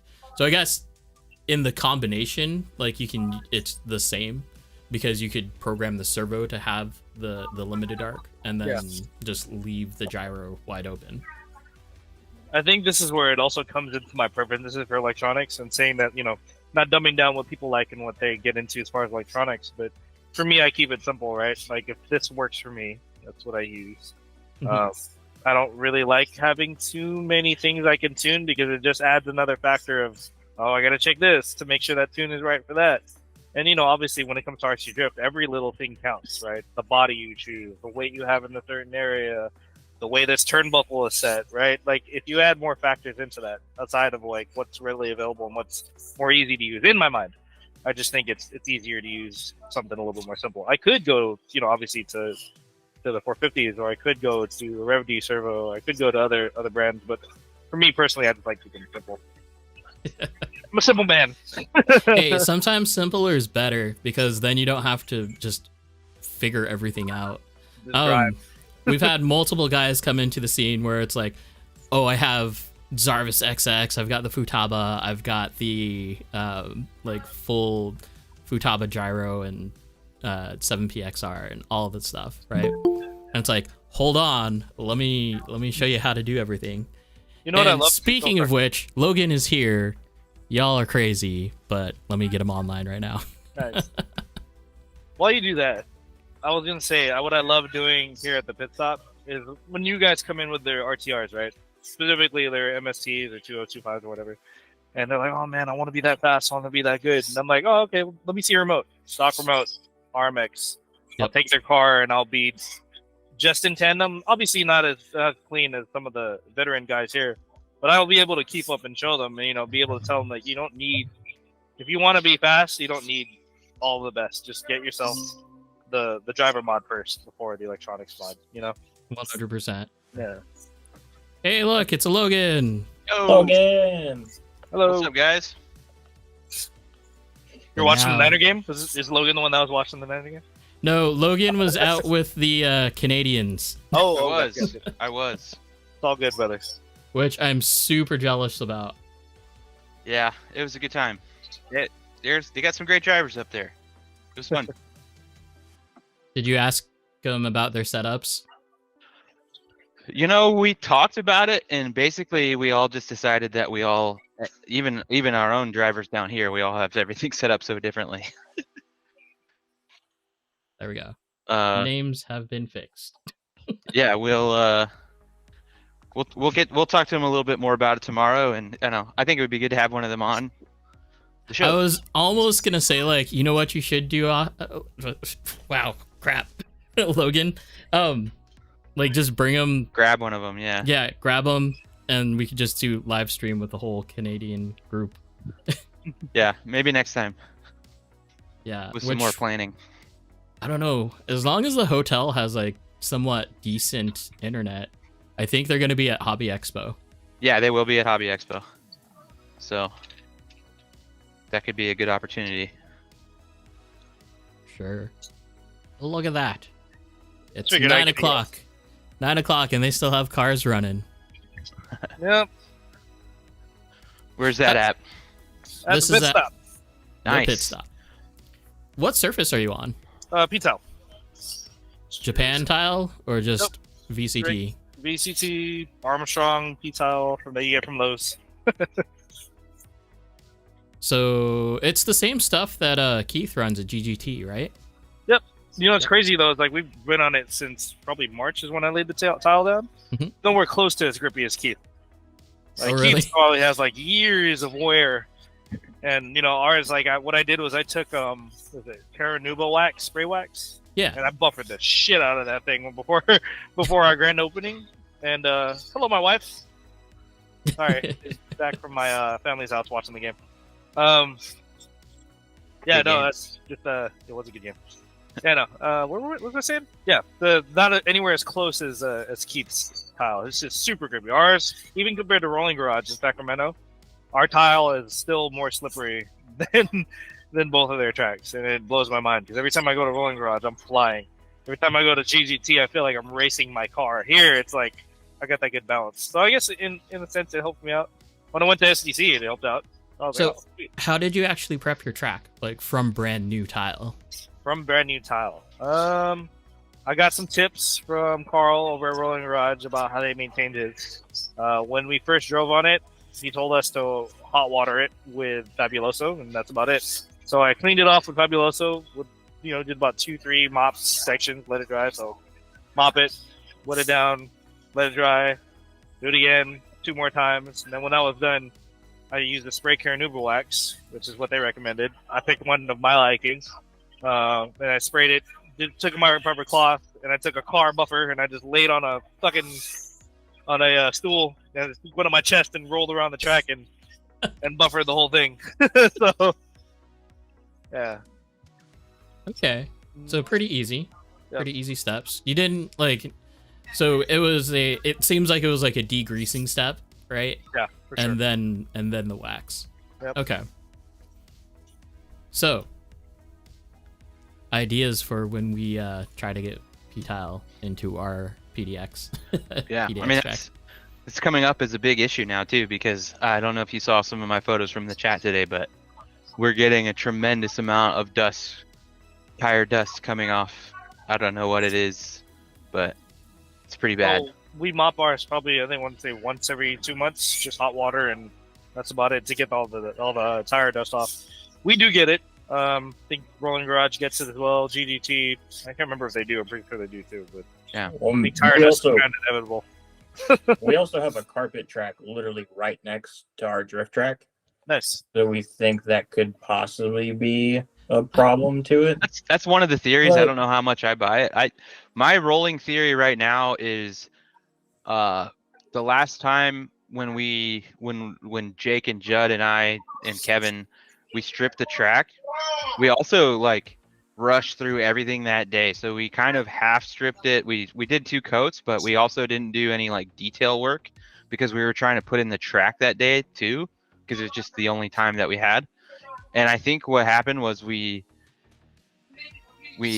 sealed in a lot of dirt, and then I think also over time more and more grit has, just due to not sweeping it enough, I think more and more grit has just gotten kind of embedded into the sealer and the wax. Yeah. And I think just over time that is causing it to be more abrasive on the tires, because today was a level I've never seen. I mean, I think our track gets mopped. There was some confusion in our chat earlier, but our track gets mopped and swept like every day, allegedly. It's supposed to be, but Yeah. I mean it's done regularly regardless, and it's regardless of that, it's still definitely the tire dust is getting worse. And so my theory is that it's just more dirt embedded into the surface that is then causing it to be more abrasive on the tires, because the dust that we saw today was I mean, it looked like you had done laps at FD, the amount of tire dust that was on your car. My car was filthy after Friday night. It was ridiculous. Right? Like, that's what's weird too, is it seems kind of sudden for it to have jumped, because I do get dust, but I haven't driven there in a week, and I have never seen it like this before in my life. No, well, never. In my I mean, like, short 9 months of driving there. They're normally a little dirty, but they're not like yesterday was ridiculous. Yeah, it's a whole new level. Yeah, it's kind of weird. Have you tried to sort of spray wax at all? I don't think so. We do like a mop on wax and sealer, but we haven't done that in a while. And there's also places where that is even coming up now too. So I don't get a lot of dust at all, actually. Yeah. It's a what is it, garage? I forgot what it is. I can send you a link. It's in my sales history. But Awesome. we barely use like a spray bottle worth of it, and it's kept it slick. It wears in fast. I'd say probably like an hour worth of driving. And after that, it feels great. We haven't re-waxed it since our grand opening, which is back in August. Yeah, we got to get on that program, because whatever we've done isn't right, I don't think. Let's see if I can find it. Right. But everyone that's been involved in the track so far is pretty new to it. So, I mean, new to maintaining and operating a surface like that. Don't talk to me about Northwest. We just kind of let that get dusty and super high traction. It is P40 Quick Detail Spray, Natural Caranova Shine. From Chemical Guys. Write that down, Judd. I know you're in chat. You want me to send you a link? I'll put it somewhere. Put it in the chat or something, or in the Discord. Yeah, I'll put it in the chat. Boom. That's what we use. And I have not re-waxed it since, because our track is still so slippery. So. Wait, where did you put it? In the meat chat. Sorry. You want me to put it in the Discord? I'll throw it in the Discord. Here. Oh, you put it over there. For all you in the Discord, here, I'll throw it in general. Okay. Boom. Chemical Guys. P40 Quick Detail Spray. That's what we use. Brock, we had dust so bad at our track, we crowdfunded the P-tile in 18 minutes on a Saturday. That's a good plan. Maybe we should just leave it, and then at the end of the comp tomorrow, just be like, "Hey, pass the hat around." Well, fair warning. I'm just letting you guys know. When I did this, I did a lot. I was generous. I was like, "Man, we're gonna wear through this super fast." But when I first did the spray wax, it was so slow. It was literally like we were drifting on literal ice, and it was not going. We were not going anywhere for like a good 30 minutes. That's and fine finally, when it broke in, it was like, "Oh, okay, it feels much better." But obviously, let me go back to the camera. Let me change my camera real quick. People driving. Oh, they're taking a break. Those bastards. It's like, you, get back on the track now. I know, right? Everybody's taking a break. God damn it. So, Josh, forgive me for missing kind of the first part of this. No. Just so I understand, are you the proprietor of the Pittstop? Yes, correct. Awesome. Cool. Oh, you can even see some of the wear. Yeah. Oh yeah. Oops. Right. Obviously, I don't do the camera portion for streaming when we do streaming events. Yeah, this is our little home. Shout out to our brothers at Rolling Garage. If you missed this portion, we're partnered with our friends from Rolling Garage. My brothers. Awesome. So we have a store within the store. So all the product that's on the wall, majority of it is Rolling Garage. We got everything you ever need. We got bodies, That's great. a whole body shelf. We got ESCs and motors in the. They put it away. Closed. Yeah. What were you saying? Sorry. Oh, I'm just trying to grasp this geographically, but you're like more Concord area, or? Yeah, we're like 10 minutes east of Concord. So if you were to put a map, here's San Francisco, here's Sacramento, and then the pit stop is like right in the middle, and then Concord is like here Awesome. to the Bay Area. Yeah, so we're pretty Sweet.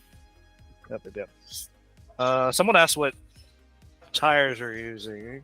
Oh yeah, Jamel asked what tires are you guys using, which I want to know too, because if you guys are running P-Tile, it's curious to know. Yeah. What you guys like your We have a few allowed tires, so you can run DRP, DRC, or the Rev D. Which Rev D tires? No ones. ASO ones. Yeah. According to today's chat, DRCs are no longer Yeah. a thing for competition. Yeah, for at least for our Super Jift series, we're gonna stick with specifically DRP only. Which I don't know if did you talk about the calendar dates for that yet, Adam? No. Yeah, we talked about it. We're cool to share that. We are cool to share that. Yeah. Well, let me share that then. I have. Oh, you know what? Hold on. Because I did a picture. I made a picture. I knew you had a graphic, so I left it to you. Except I don't know where I put it. Let's see. Is it here? Thank you, Angelo. Oh shoot. Where did I put it? Oh, here. Hi, John. Hi, John. Hi, Mo. No, I'm Wait. not. They're asking if I can come out and play, and I was like, no, I'm still going on right now, guys. Sorry. I mean, if it was a wireless headset, yeah. All right. Leave the camera on. I'll just hobble my way over there and drift. Pass me my remote. Just kidding. You know, that's not a bad. I might do my shit. Like, if we're doing Saturday, if there's talk of doing a more late night Saturday at our track, I could do the show from the track with. Just bring my laptop and these bad boys. Honestly, if we did a late night Saturday, I wouldn't be opposed to like doing the stream. Just doing up it there. at the track, that'd be cool. Mhm. Yeah, I Yeah, told I some of the guys too. I was like, come out around 8 o'clock. Come drift if you want a little video bomb. Video bomb. Yeah. Okay, where is this located at? It's in the downloads folder. I'm reading the comments. Besides with track prep. Someone asked carpet drift track. Oh, since we haven't had many carpet drift track people on, can he speak on to carpet drifting versus P-Top? Yeah. Is it okay? Can I talk about that? Yeah, go for it. Go for it. Cool. Yeah, so carpet drifting, I've tested almost every tire you could imagine when I was figuring out what would be competitive or even drift worthy on carpet, because where our carpet track was, it was literally a car garage that was converted into an RC track. It's huge, like 38 by 70, very big place. All covered in RC specific carpet, which heats up very fast. So Yep. I've tested everything from MSC tires, FD tires, BS racing tires, everything you can think of, and I came down to DRCs because they didn't melt as quick as every other tires. Literally, tire temperature made a difference to how much grip you would get on. Oh, of course, yeah. And yeah, no, DRCs were in my eyes perfect, dude. They didn't allow you to go too fast or too slow. It was definitely faster than P-Tile and asphalt drifting for sure. But Yeah. I think that was the joy in it. Yeah. I personally was not biased, and thankfully, like I said, here in the Bay Area, we're blessed to have different surface types. So I was able to drift on P-Tile, polished concrete, and have carpet down the street from my house. So being able to drift on almost every style or every type of surface was beneficial, because you can adjust your, Yeah, I mean, that's more. having that kind of access to different surfaces is kind of unheard of in a lot of places. Like, definitely for us, that would not be really a thing. Like, we're lucky to get more than, we get some concrete at the expo center, and we get P-Tile tracks or like a garage, tracks. So having all kinds of surfaces readily available at like official shop tracks or whatever, that's pretty sick. Yep. It was definitely a joy for sure. Like the space too that we were given, I was able to replicate actual FD tracks. I replicated Long Beach. I replicated Nice. Indiana. It was fun. That's awesome. There's a few videos on my old Instagram before it got hacked that had it on there. But no, I mean, drifting on carpet was a whole different animal versus drifting on polished concrete. Yeah. For sure. It was literally day and night. Yeah. But both are super fun. Yeah. If you ever get the opportunity to drift on carpet, do it. If you have carpet, Yeah. that's all you can do.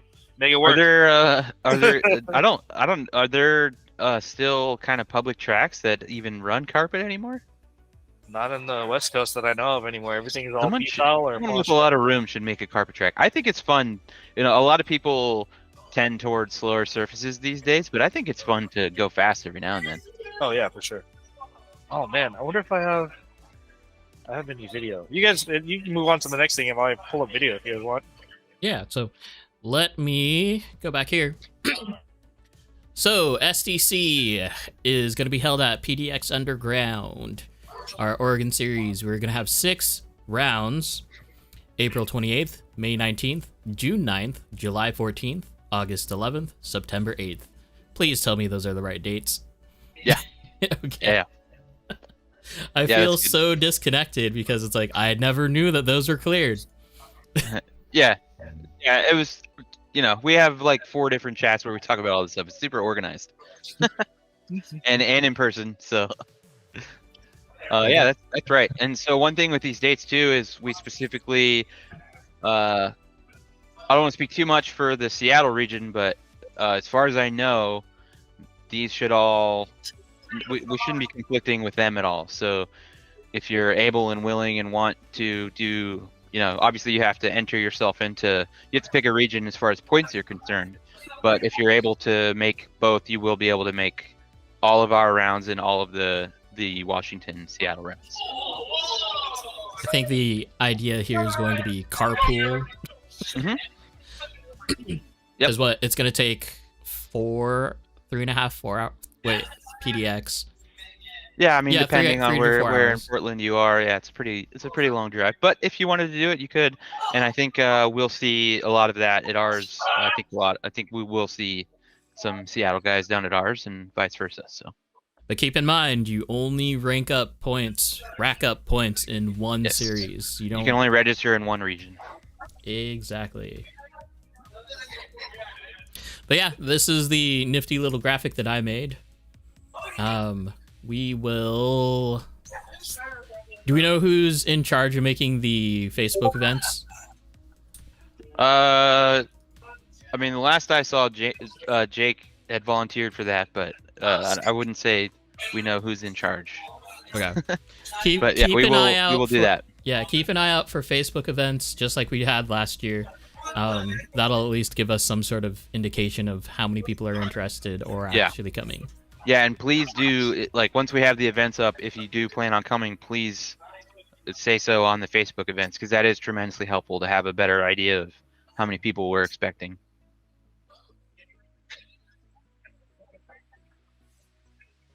Okay, I'm at a loss. Where are we going? Back to the shop. This guy keeps trying to fly a drone in my face. Shout out to Anthony. Oops, sorry.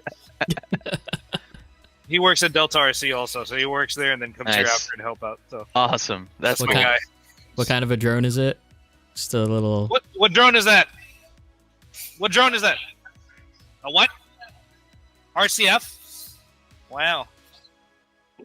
Yeah, shout out to Anthony. Anyways, Yeah, pulling double duty. That's awesome. I mean, Got a is nice it really little double Wiley duty? out there? I will say this: the Y layout is always good. I think no matter what shape you're working with, it seems like a Y always fits really well, and you can, you know, move it around and adjust it to make it work for you and flow good. I want to put in a really fun Y next time, maybe. We'll see. We got some people in line that want to do layouts, but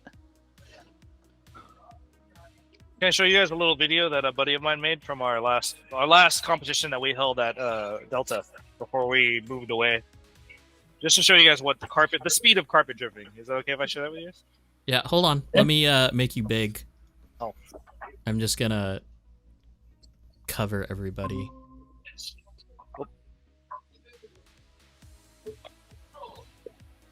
So this is Delta RC. Oh, that didn't work at all. Okay, you get what you get. All good. Can you guys see it? Oh, hold on. Give him a minute to get it squared away on the stream. Oh, gotcha. On the Oh, screen. oh, you went full screen. Okay. Hold on. Yeah, just show his. I wasn't planning for this. Bear with us, guys. We're, it's Google Meet and OBS, I presume, and Yeah, it is. How do I want to do this without messing up the template? Oh, I'm messing you guys up. I'm sorry. Oh no, you're fine. You're fine. Let me do this.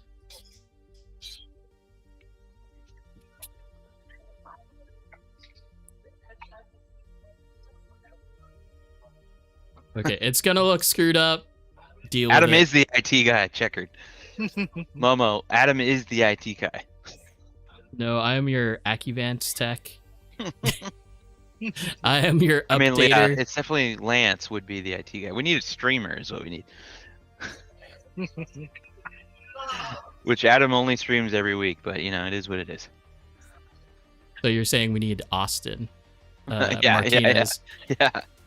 Which gonna be like, I want to do this in public. Shout out to that guy.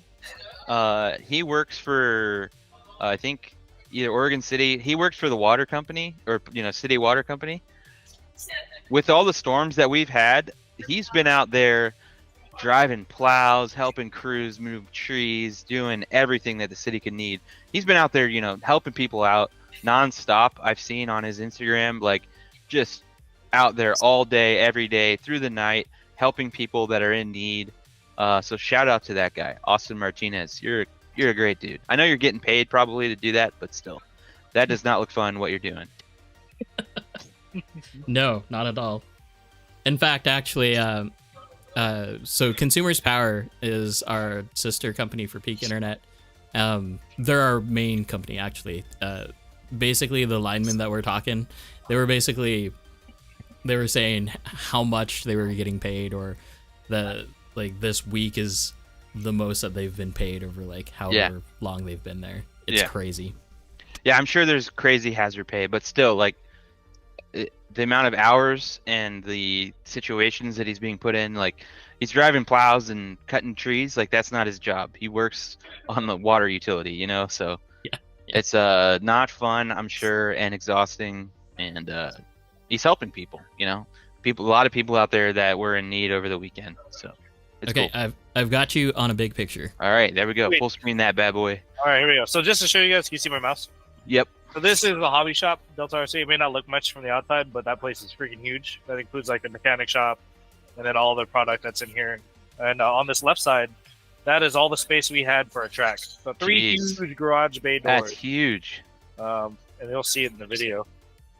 Was it a car sales place before? It was a garage, like a repair garage before. Okay. Yeah. But in my opinion, the speed of carpet here versus tile, I think the difference is the grip, the amount of grip for sure. But speed-wise, as long as you got the right tire, you can keep it the speed that you want. I feel. I don't know if we're gonna get a good representation of this. Yeah. It would probably be better for Adam to play the video. Yeah, can you send me the link, Josh? Yeah, sure, I can do it. But yeah, what you're saying, I think for every track, we've had this discussion this week actually of what do we want to do with our track surface and our tire, because the tire that we like currently is the DRP, but it's also kind of hard to get in the quantities that we need. Yeah. But also, we're for a lot of us, the end goal is to go down to Super G, and there's a handful of us now that have driven on that surface, either at Tandem or at Super G, and so yeah, it's we're trying to think about tuning our surface and our tire as a combination to match the best we can the grip level that they would have down there.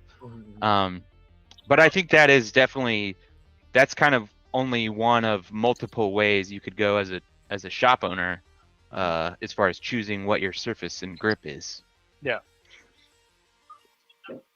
You I know, messed you my can camera. try to be unique or fun or just be your own thing, or you know, you could try to kind of match what Super G is doing the best you can. You know, there's definitely pros and cons in both scenarios. Mhm. Hold on, I messed it up.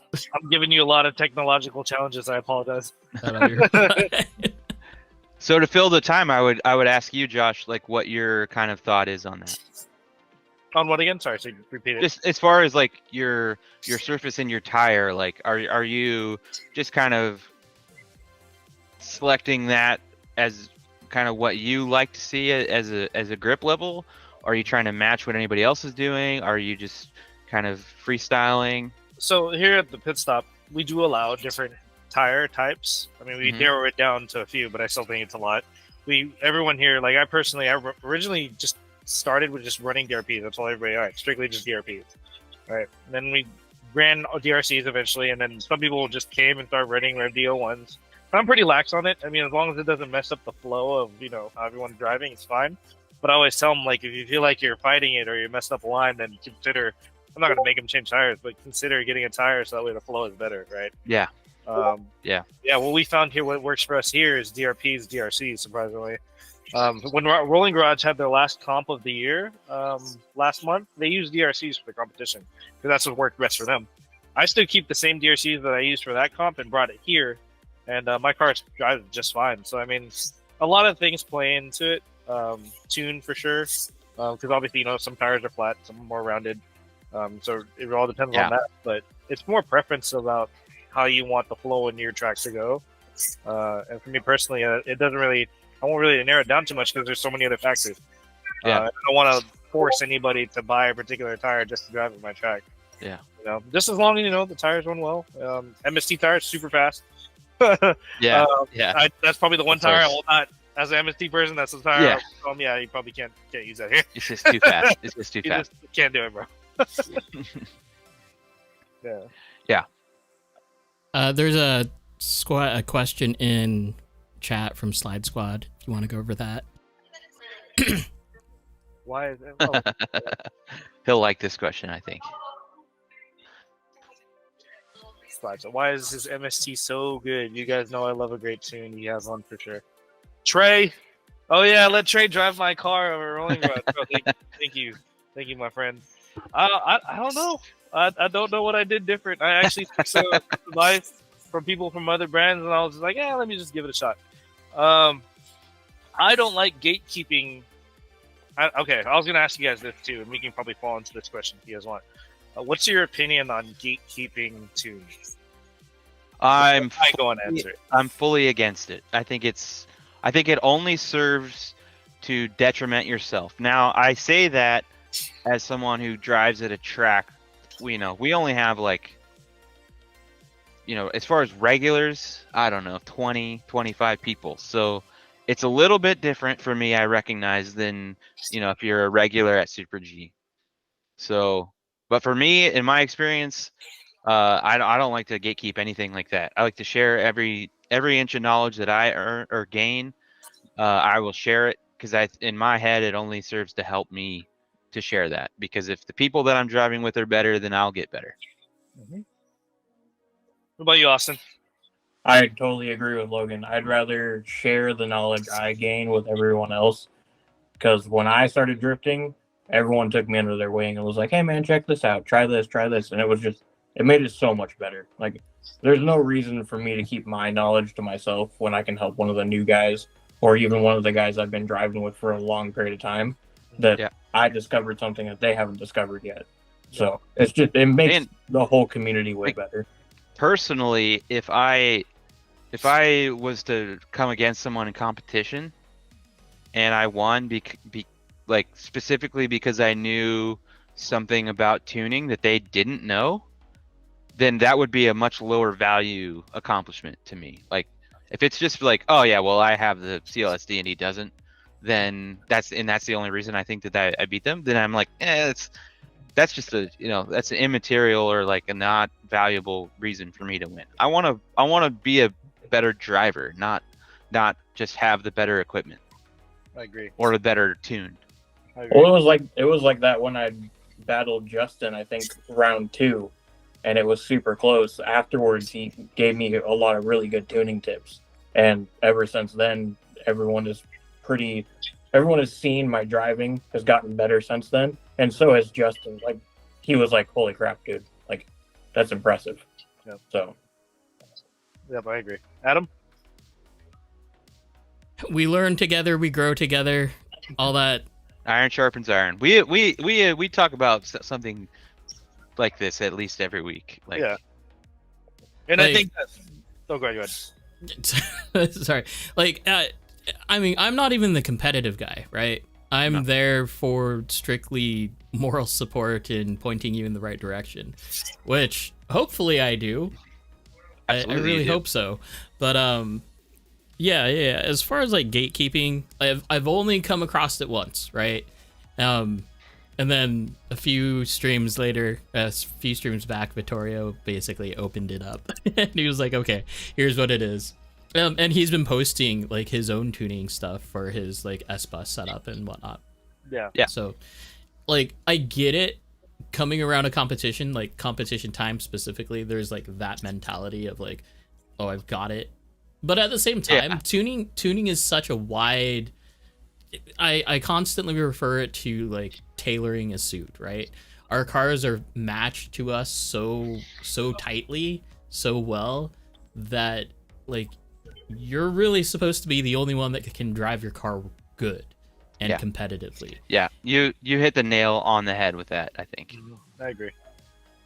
Okay. It's like some of the most gate kept things are like servo gyro settings, and as I've said it week after week, I think those are the most important settings, but also they're the most unique. Like, people can't really drive my car, and same with me and other people's cars. So like, I do understand with people that would not want to share that. It doesn't matter because it's not guaranteed to make you a better driver anyways, knowing what their settings are. Yeah. It's not just that, like, even just the knowledge of knowing that changing a body is going to drastically change how your car drives too, right? That's why Jake drives an S15 body, just because of the rounded front end. Yeah. I mean, that's why I've stuck to my A90 Supra. Like, it works for me. Like, it's the body to run on my comp chassis. Cause it's tiny.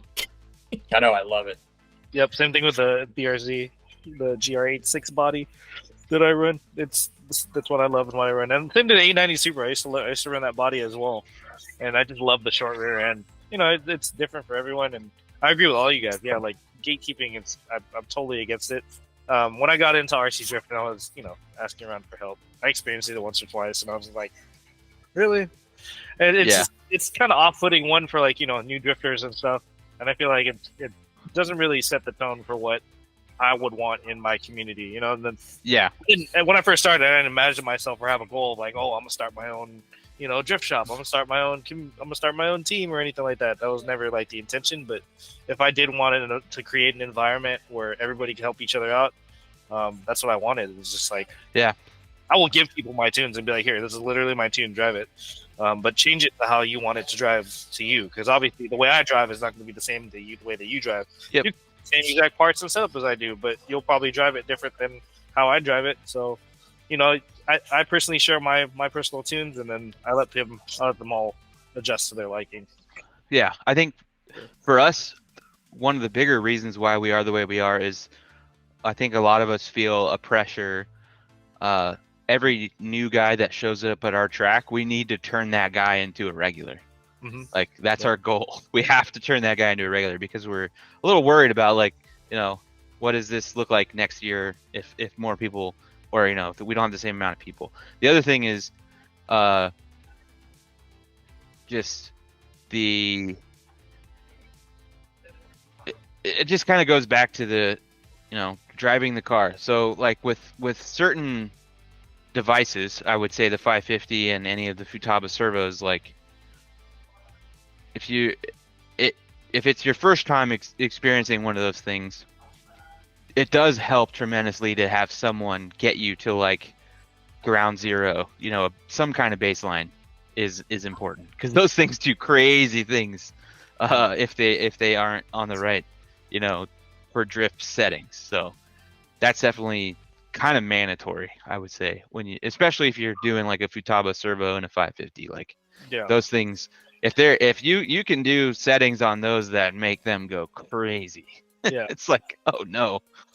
So Checkered Past just made an interesting comment. However, letting a noob drive a car that has been tuned has been tuned, they can definitely open eyes or.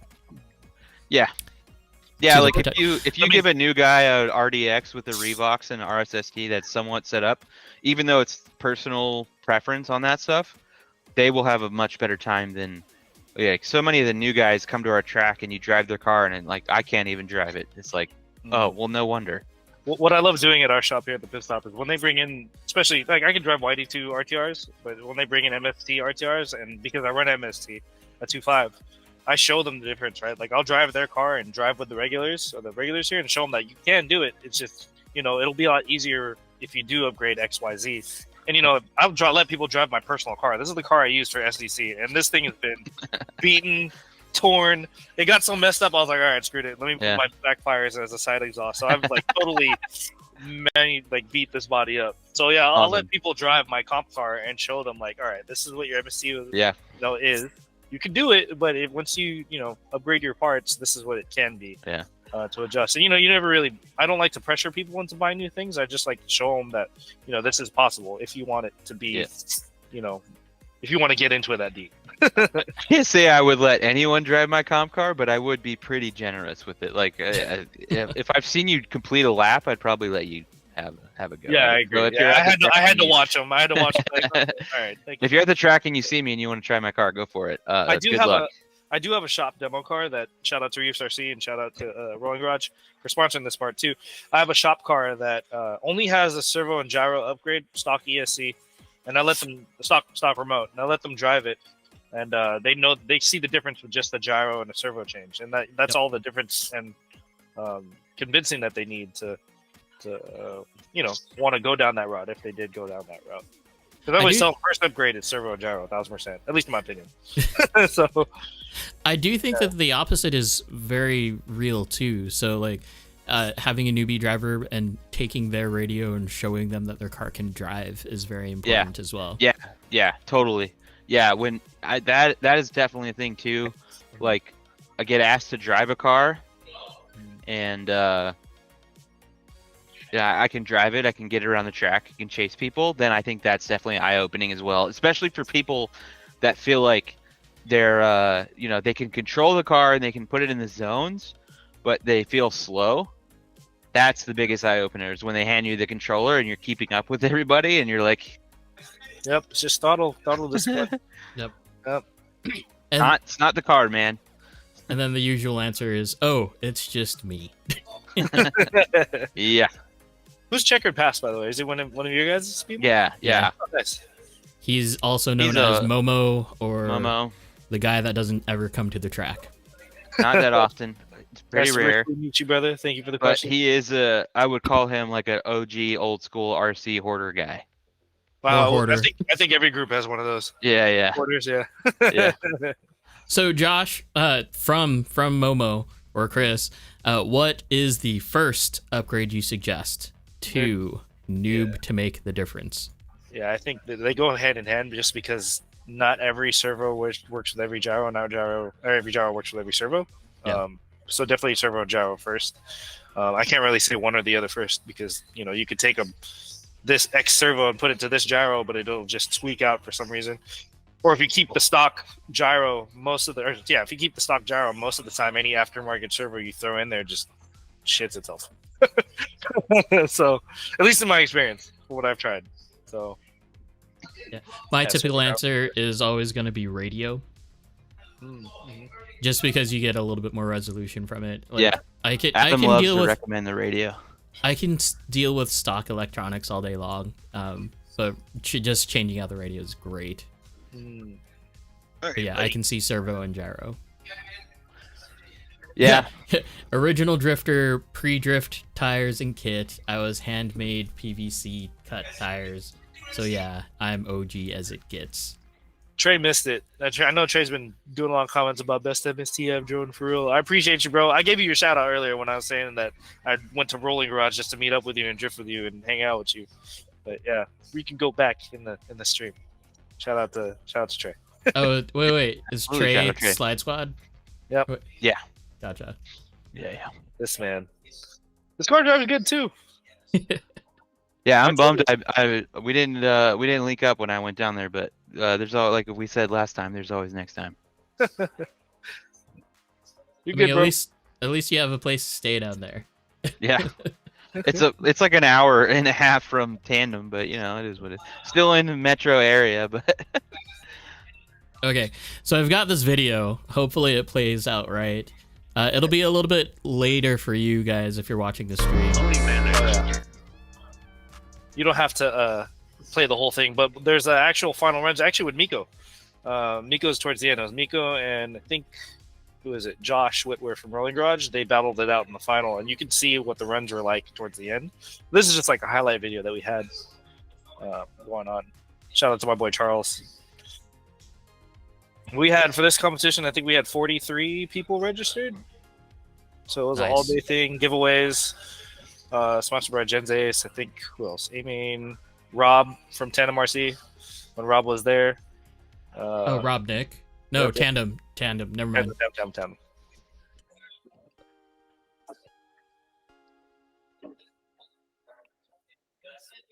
Yeah. That's slowed down, I'm imagining. Mm-hmm. That slowed down, yes.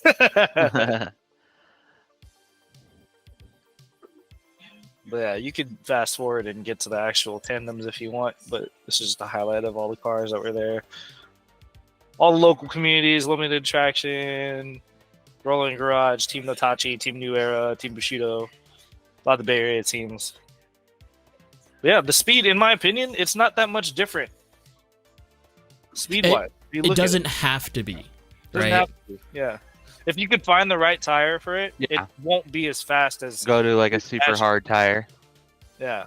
It's not a hard tire. I mean, this is what we ran DRCs. They were fine. We ran them in summer. Yeah, they ran a little faster in the summer, and motors definitely got hot. So people, Yeah. came up anyway. But around this time, this was January. This was January last year, and it was still cold. Yeah, the speed of the cars were not fast in my eyes. If you're comparing it to like P-Town runs or polished concrete runs, it wasn't any different.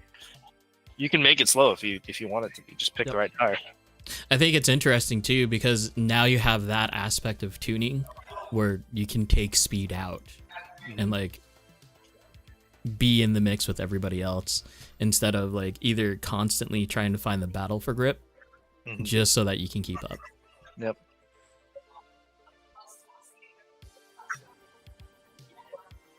Yeah, my home roots are on carpet, so I know what it's like. Yeah, this area is 38 by 70 something is the. Oh my is the gosh. distance. It's huge. That, We can- that I've- looks massive. I've literally fit 3 or 4 trucks. Where's that? Hold on, John. You remember how? Or Anthony, do you remember how many tracks I fit at Delta at one time? Was it 4? At one time, how many tracks did we have at Delta? 4, 5, 4, 4. Well, there's 5 technically. That back corner one. Yeah, we fit 5 tracks at once on that place. What kind of carpet were you using in this? I don't know the name of it, but it was meant specifically for RC cars. Low pile, like super thin pile tire, but it's So- meant for buggy racing. Okay. It's ozite then. Yeah. So yeah.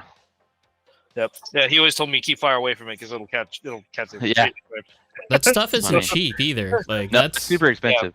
Yeah. In fact, Kevin at PDX specifically doesn't use it because it's so expensive, and he's found like some other office carpet that he thinks is close enough.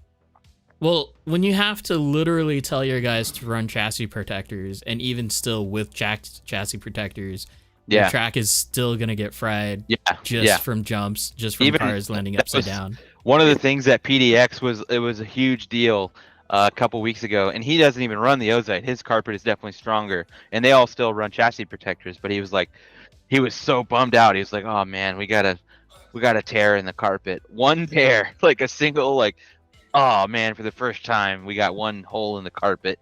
It's over." Well, I Yeah, mean, he was if you pretty pride upset yourself about on it. it. Oh, here's Yeah. the Miko. There's Miko. Miko ended up winning this against Josh, but we were from Rolling Garage. But it was good battles. I think it was like two more times. One more time. What was it? Jordan. I think it might be Jordan. Both Rolling Garage drivers. But either way, Miko made the drive up. It was awesome to have him out. Awesome to have him take the trip. It is just crazy, man, to see it. That's what I love about this community. It's like crazy to see people come out from different states. Like Brock, shout out to Brock from Ohio. He came out. I had, I think, the personal trainer for the Dallas Mavericks. He was here Nice. because he was in town and he RC drifts. He was here like 3 weeks ago. I remember hearing about that. Yeah. Cool dude. So it's pretty cool, seeing the links Yeah. that people will go for this hobby to try out different tracks. That's pretty awesome. Yeah, I'm a Suns Trey- fan, so I don't know if I would have that guy at our track, but it is what it is. But yeah, no, that was our carpet track over at Delta. Huge place. Love that place. So what's there now? They're doing buggy racing. If you can find Okay. their Facebook page at Delta RC and Hobbies, they did buggy racing and it's crazy. They built a wall ramp now. That's in one of the Nice. walls, so it's pretty good. I extended that driver stand, so that driver stand was a little shorter. I physically built a longer section of that driver stand to reach all the way towards the end of the wall. Nice. And yeah, So they don't have any drifting there anymore at all. not anymore. They still have products that they sell, but yeah, everything is shifted over to here. Okay. But So Pittstop is the drift track out in that area. yeah, Cool. Yep. Good to know. So you must know Ramiz of our Ramiz, yeah. Awesome. Yeah, I love Ramiz. Ramiz is actually working on some. We're working on some things, but there's a. Yeah, I know he is. He's always working on stuff. He's Yeah. always sending me pictures. We have a twin tandem competition this coming Saturday, and he made some custom 3D printed trophies. Yeah. I bought Yeah. like these 64 scale, really detailed RC cars, or not RC cars, or cars, and I used them for part of the trophy. So he's printing me out a few. They're crazy. Awesome. I'll make sure to get pictures of them. But yeah, Awesome. I think Ramiz is going to get into the business of custom design trophies. He has a real good talent for it. Yeah. Pretty sick. Yeah. I mean, he's everything he ever sends me. I'm like, oh my god, that looks amazing. Right? His new magnets. Oh, have Yeah. you seen those yet? Yeah. Oh, Oh, I'm running him. yeah. He's they're kind of great. mad at me. I told him, I was like, hey, man, I'm still waiting on that lower deck we talked about, and then I'll throw Yeah. everything on. Yeah, I'm super excited for February when that shipment comes. But yeah, he sent me some of the magnets, and those things are awesome. So Yeah, shout out to Ramiz. yeah. One of the many sponsors for our events as well. How many Twin Tandem comps am I going to have scheduled for this year? I think I'm just going to make this an annual thing. Sorry, Trey. So probably if you want to plan for it, brother, next year in January.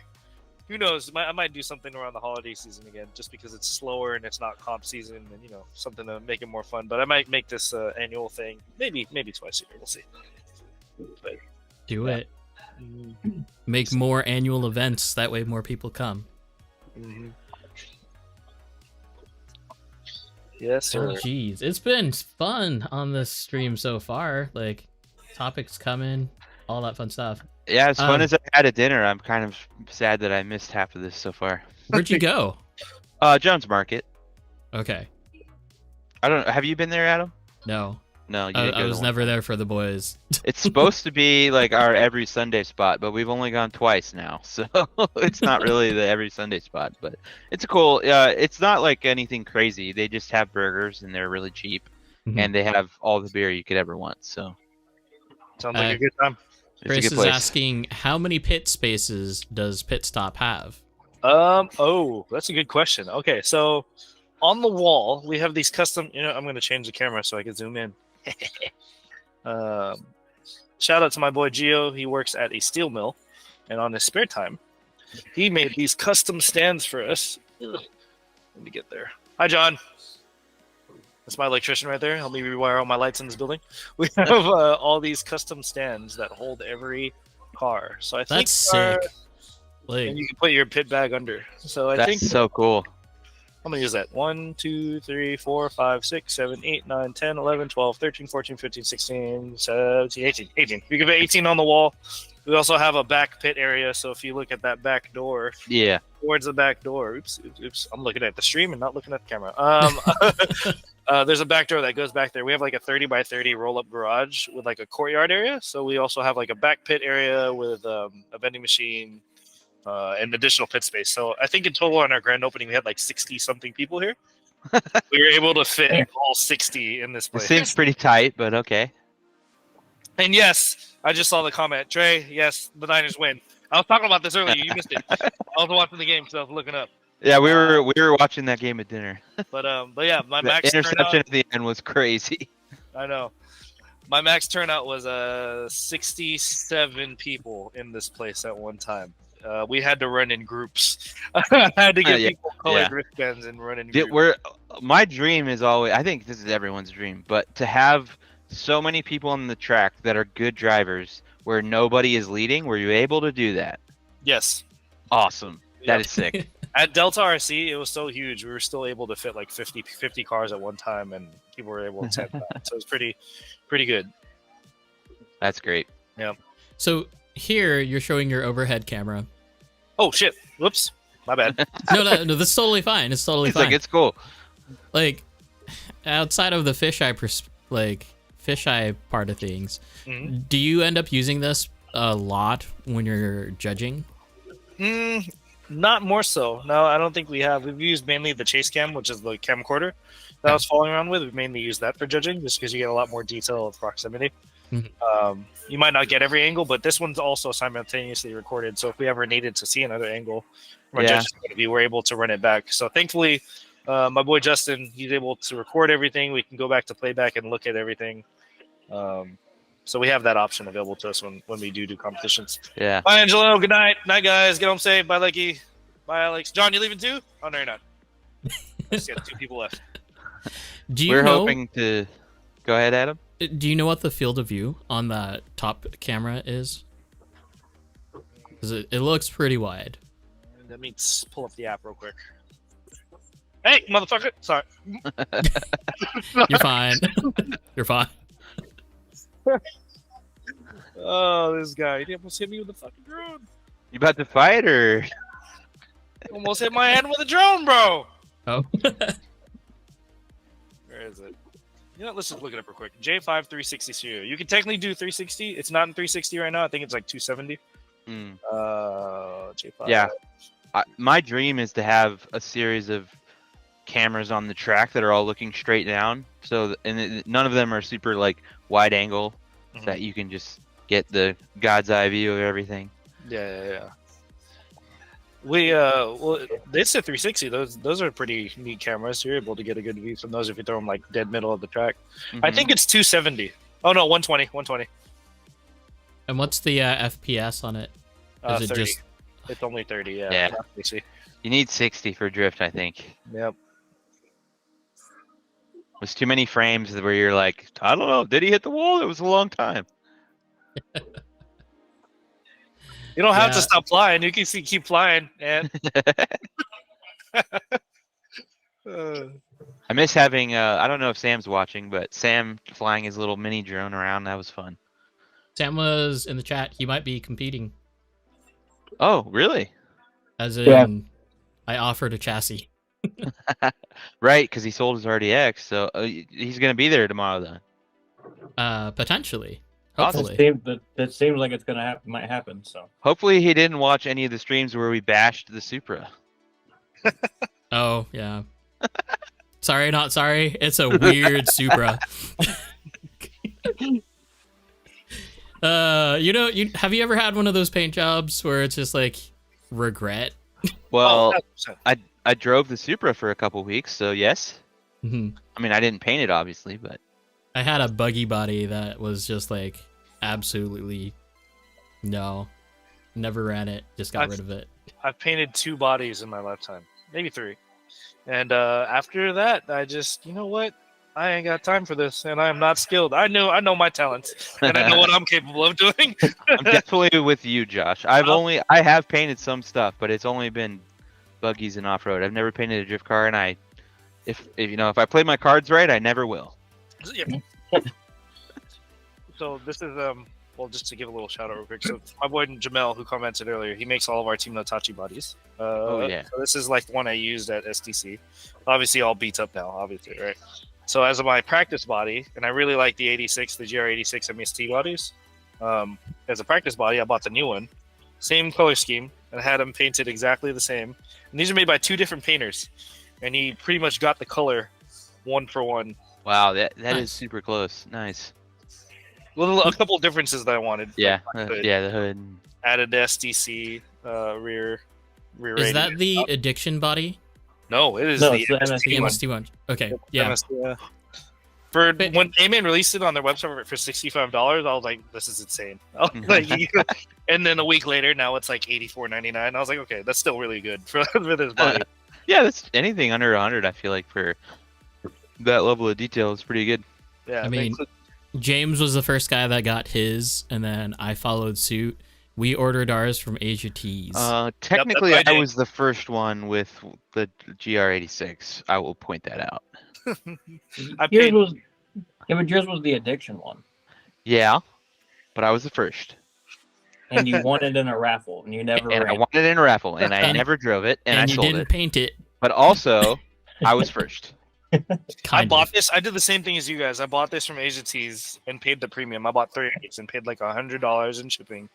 And I had the body this whole time. And then the moment it got painted, a week later, A-Main It finally dropped. had the damn body for $65 a week after it got Well- painted. And I was like, motherfucker. I've been talking about the GR Corolla since the GR Corolla the actual GR Corolla was released, and I'm still waiting for that Rev D GR Corolla, and I don't know when it's gonna happen. Yeah, it needs to happen so I can get out of the whole GR86 like black hole that's happening right now. Yeah, and then you can have your actual car. That'd be great. Yeah, they're just good bodies. Yeah. Yep. Okay. So let's progress here. Logan, I'm gonna be the first with the GR Corolla. Are we talking about real GR Corolla, or are we talking Okay, about body? Yeah, Trey, I'm sorry. I don't know if I have the hookups that Trey has. I don't know what kind of hookups Trey has. I presume he has hookups. If real GR Corolla wasn't stupidly marked up right now, $70,000 in the Bay Area. yeah, like if it wasn't stupidly marked up, it could have been a choice. But no. We had one show up to the shop today, and I was like, "Oh!" I was like, "I gotta look at this thing." It's too much Supra influence in it though. Like if it didn't have the wide fender flares for my I taste. think they're cool as hell, and I might buy one. They are extremely comfy. Mhm. Extremely comfy.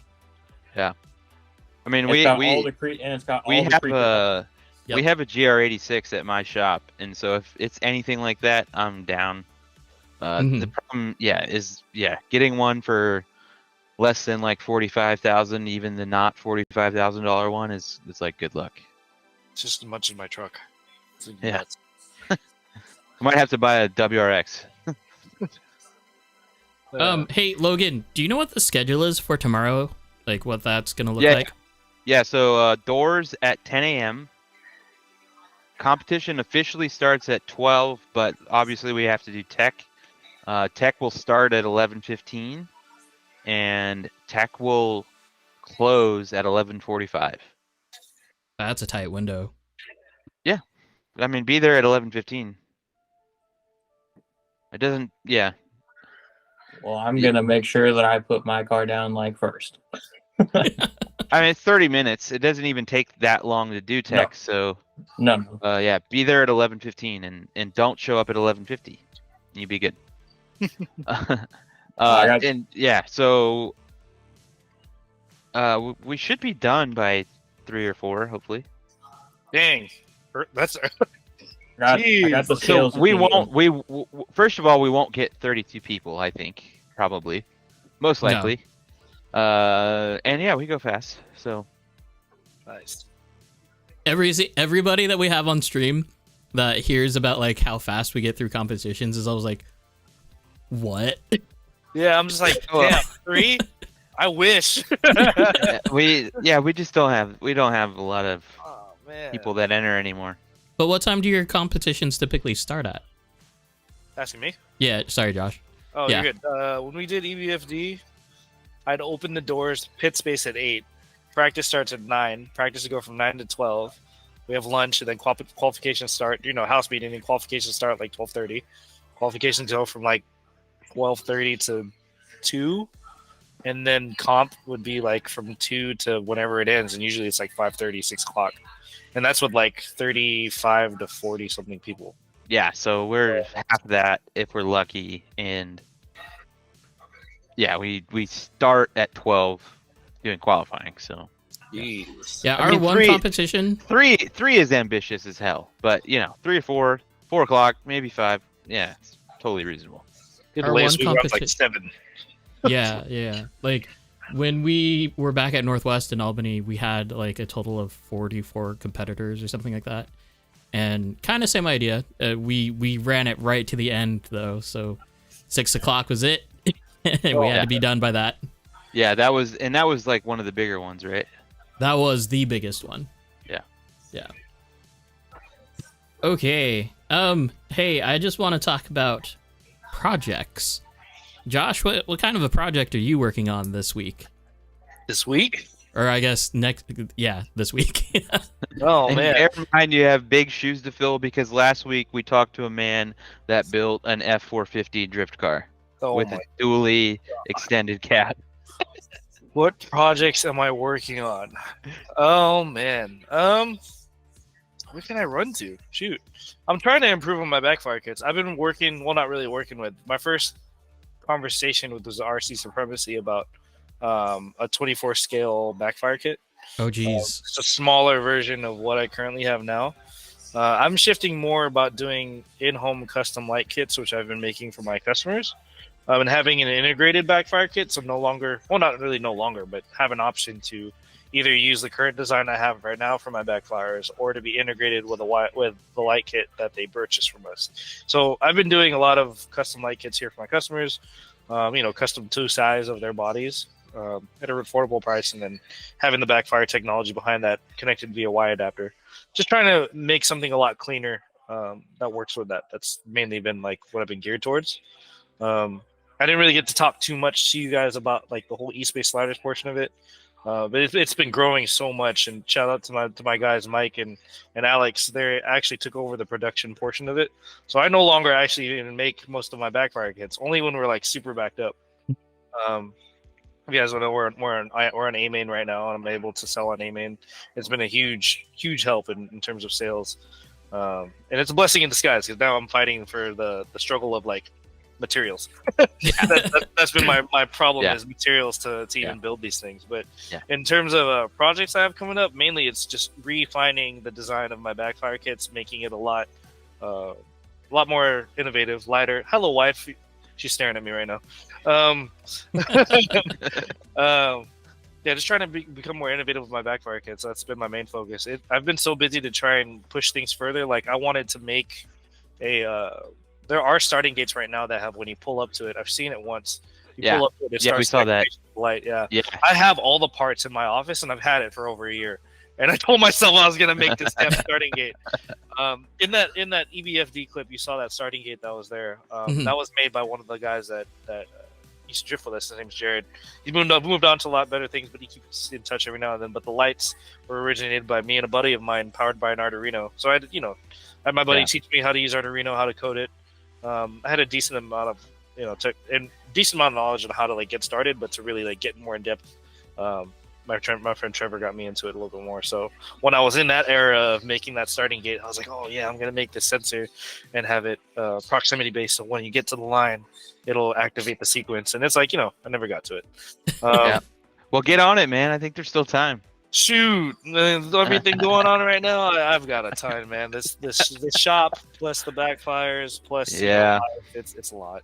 Yep. I wish I Totally. could. If there's more of me, I would. So sorry. Pause for a second for the projects. Let's talk about the products that you do offer, that you have, because we haven't done a showcase of that yet. You're good. So start with the backfire kits, I'm assuming? Yeah, let's do that. Cool. I've got 2 right here, right off my shelf. I have both single and double. Oops, that's backwards. There's a single version, very simple design. I have, you know what?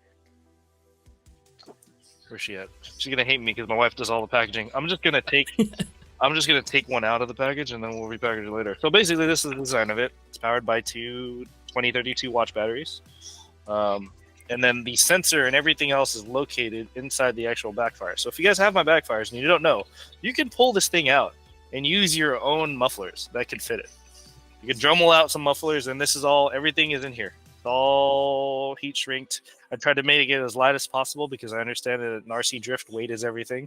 So for those of you that want a little bit of both scale and performance, this was the solution that I wanted to make for that. So it comes with a universal mount. It's not a perfect 90 degree. I think it's like 90-ish, or not 90 degree, that's like 85, something like that. A little bit canted for most curved bumpers. You can adjust it by adding your own double-sided 3M mounting tape. You can even take out the muffler itself. It's 304 grade stainless steel. These are all hand cut by my wife.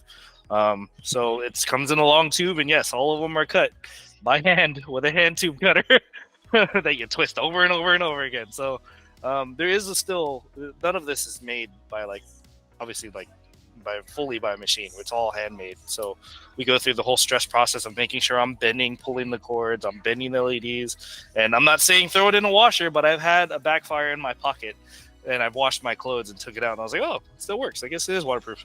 So, this is it.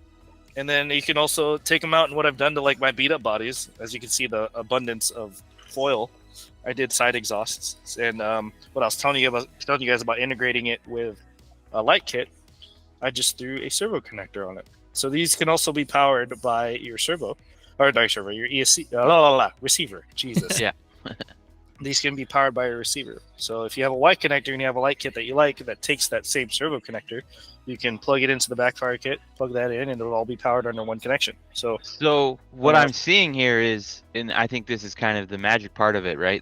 What's the activation of the backfire? These are based off of not inertia, but vibration. And it took a lot of different sensors for me to test to figure out which one I personally liked for my product.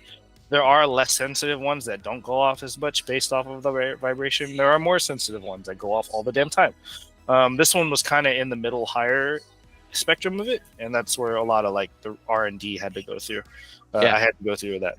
I just stuck with the sensor the whole time. So I buy them straight from manufacturer, and it's always the same one. Yeah. If it ever takes a crap, I always cover my stuff. I've had people reach out to me with issues with theirs, and I'm more than happy to send another one to them. So I think that's the cool part of it is, just give it power and ground. You're good to go. It works. Yep. I think that's awesome. With my light kits, especially for people like you said who care about weight. Yep. Another thing I did too is before I made these backfire kits, when I used to make light kits, I wanted to find another power source rather than plugging into a receiver. So I did some research, and I actually used a 9-volt battery, but a rechargeable 9-volt battery. So the lithium polymer, they're way lighter than alkaline 9-volt batteries. So again, if you're focused on weight, it's not a big hindrance to plug it in straight to the rechargeable 9-volt battery. So that's something else that I also offer in shop when I do make light kits. So I mean, some of us would use a 9-volt battery as ballast anyway. So there you go. Yeah. So I also sell those here out of the shop. I don't have one with me right now, but they're super lightweight. You can connect your whole light kit and the backfire kit to it. It's awesome that you don't have to have any kind of brain controlling the activation of that. It just plug it in and you're good to go. It works. Yep. And I'm gonna be straightforward too, and I'm pretty transparent in general. Is these backfire kits are not expensive to make per se, right? But the fact that they are all handmade, the fact that they're all done by hand, it's the labor you really pay for it. Yep. Anybody can do this. I can tell you guys right now. Yeah. If you find your own sensor, you can do it. And I always tell people when I had somebody come up to me, I was like, hey, I just want to let you know I made my own backfire kit, but I'm not trying to steal your business or anything. I'm like, man, go for it. If you can do this yourself, if you can manufacture it and try and bust it out, go for it. Go. You were more than happy. In my professional life, I work in a similar field where we manufacture our own products, and similar sentiment. If you can do this yourself, then this product is not for you. But if you don't want to do the work, then my product's for you. Yes, there you go. There's a target audience for everything. Yeah, and obviously I have to deal with the materials cost, and I think that's the thing that's been going up lately. It's like Jesus Christ, Oh yeah, these pipes. everything is out of stock and going up in price. I mean, that's just Yeah, I'm currently actually in the redesign phase of making these larger. So these pipes are a certain size. I might have to go up a size, and just because due to the availability of materials, I've reached out to direct manufacturers overseas, and just having this particular pipe size is hard to find. So Yeah. that's what I'm currently working on. I'm working on the redesign of the mount, so it's a lot more durable. I've literally I haven't broken it, but I've had customers that full chuck their stuff into walls. listen, Shout out to Josh. listen. And they break it. Don't ever doubt your customer's ability to break those things. Oh yeah, I've been proven wrong. The guy that comes here, People can do it. the guy when we were talking about 1-1 drifters that do RC drift. Yeah, this guy 1-1 drifts, and he sends his 1-1 scale version of his car into a wall with my backfires. I gave him a whole bag, and I was like, "Here, take 20 of these mounts, just the mounts, just because I know you're gonna break them until I redesign one that'll work for you." So I have some design. Shout out to Ricky Grant. If you guys don't know Ricky, he's based out in Reno. He makes his lower decks. He's helped me redesign a new mount for my backfire kit. So Awesome. I'm just working on getting the mass production out of that. And yeah, going with that. And then also shout out to my God, ACRC. He's another light kit producer. He's getting back into the game. He's been like a pretty good guru for me in terms of like light kits and going down this direction. So Okay. Question from Chris: what makes your backfires, different from Attack RC? I don't really look at Attack RCs, but what I do know is from what I remember seeing one of their kits, they're a plug-in into a box. From Attack RC, I believe they have a main control box, and all the individual lights plug into that main control box with the backfire into that box. The cool option for theirs, which is you can select multi-function light patterns, right? I'm a simple person. I'm not going to go into that depth. Mine are all into one main servo connection. So all my wires are all soldered into one little connection. So you just plug that one into your receiver, and then you're good to go. I don't have the option to change the light to change the light patterns. You could buy devices that plug in to my light kit and be able to hit a button and it changes the light patterns of those lights. That's if you want to do it, but for me, whenever I make my products, I always think about form and function. A little bit of best of both worlds. So that's what the backfire kit came in as. I wanted them to be light. I wanted them to be clean and simple. So that way, if I went into a competition, I don't have to worry about like, oh man, this has way too much weight for my rear. So yeah, that's what differs mine from, I think, from Attack RC or who's it?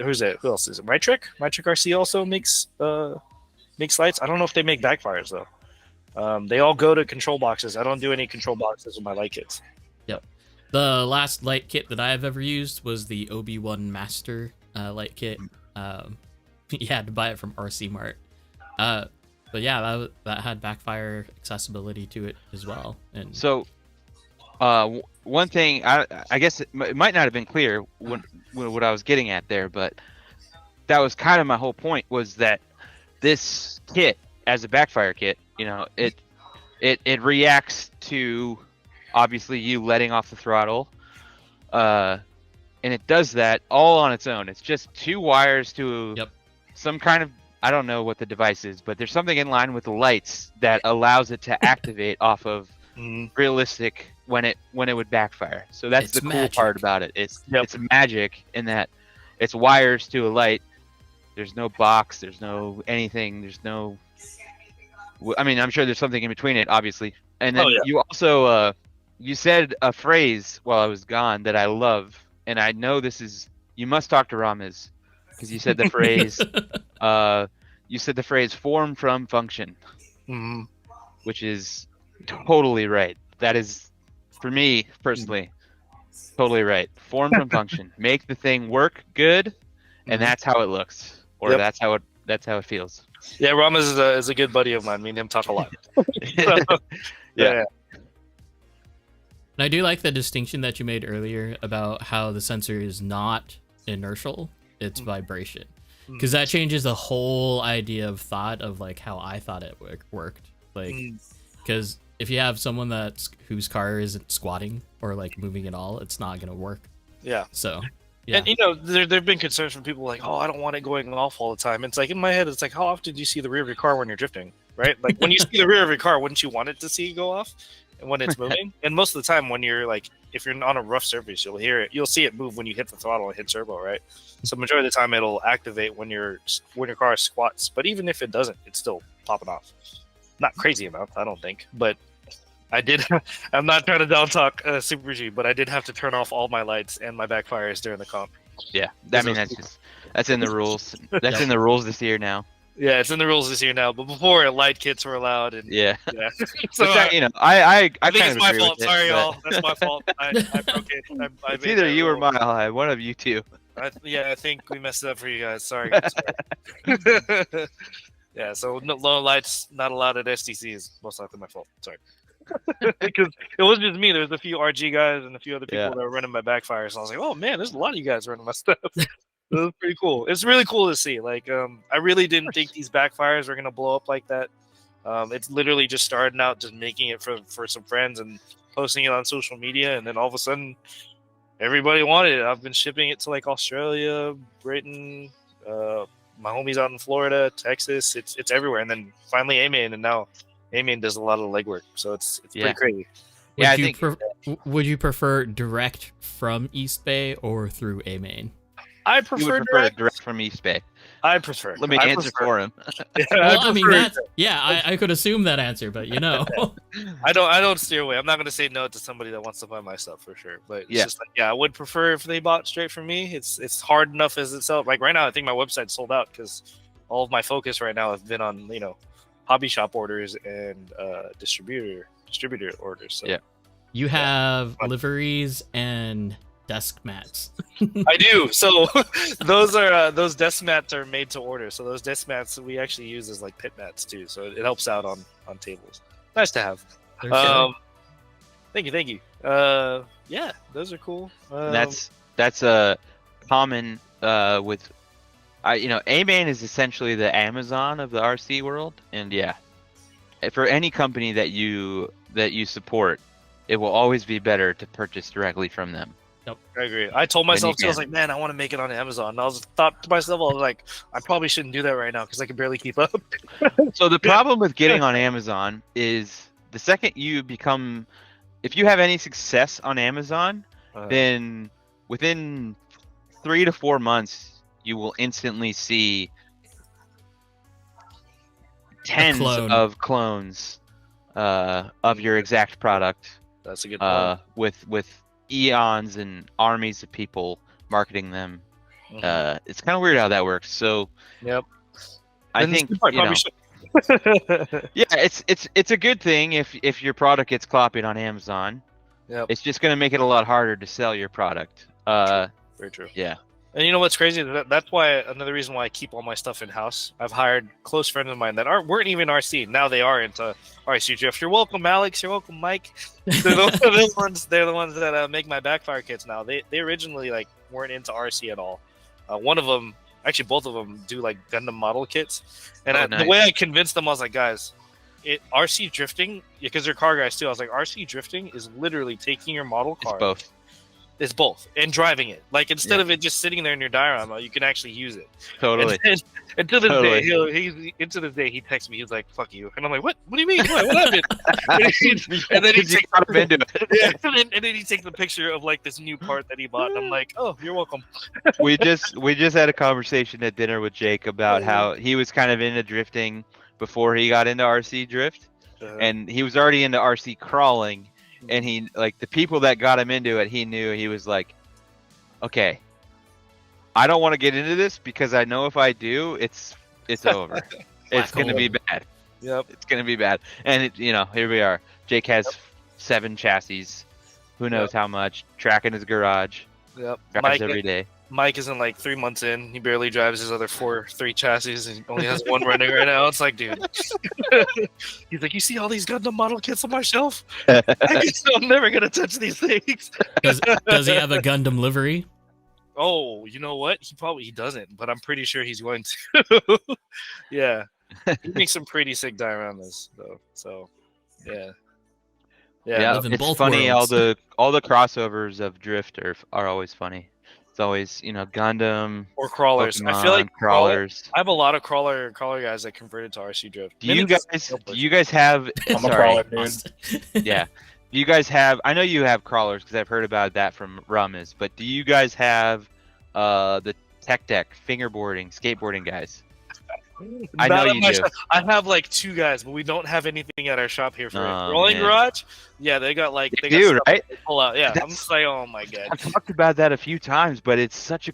And we even had we have a new guy at our track, Phil, and he showed up and just brought fingerboards, and I was like, dude, Here. what is this? It's such a huge crossover. Almost every track I've been to or heard of or seen has a crazy tech deck fingerboarding spot.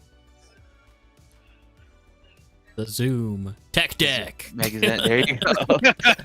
Right there. I don't know what it is. I don't know why there's such a huge crossover, but there really is. So many people also do tech deck. I mean, I guess, you know, the whole scale situation, but it's I think funny. I think it's a generation for sure. Yeah. Like, Yeah. It's funny. One of the things I love about the sport is like the diversity of it, right? Because I am not, personally, I'm not interested in the scale aspect of it at all. Like I don't really care all that much about anything looking or feeling or, you know, all the accessories and everything. But I also appreciate that so many people, it's like, that's kind of the main reason why they do it. And I love it. It's cool, and I love seeing all the scale stuff. Like don't get me wrong. When people show up and they have crazy cars that look super realistic, I love it. It's just not something that I'm interested in, but it's fun and, you know, They're cool to look Just- at for sure. yeah, just a tangent. Yep. All hey, you good. guys, I think it's that time for Roast My Rig. Oh, you guys didn't roast rigs yet? No, we gotta wait for you. MST. King of roast. Dang. Come on. You want to roast my MST? It's a super hybrid. I'll tell you. Well, that. it's an MST. When we pull it Hey. out here. Now we don't talk like that anymore. Yeah, come on. I have no reason to hate on MST. I really don't. I just do because it feels like the default. I love telling people. Well, I love telling people what my car is after I'm done tandeming with them and tapping. Their Oh door. yeah. We have a local MST guy that is also, you know, proud. MST and proud. There's nothing wrong with MST. I have an MST. Like I have an original VIP RMX. If there's Oh, nothing God, wrong with VIP. MST, then why does nobody drive MSTs? because it Because they're takes suede. so much to get it right. The 2.5 RTRs, not anymore. Yeah, 2.5 is good. 2.5. Everything 2.0. See, look in chat. Jose is he's like, oh, I have a whole toolbox full of fingerboards. How does your roast my rig work? I would love to know this.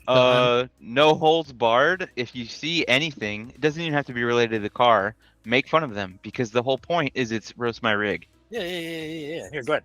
Have at it. Okay. You already talked about my Oh, wiring. geez. I already Wait, spoke hold about on. it. Yeah, Let like I me said, get- it's an MST.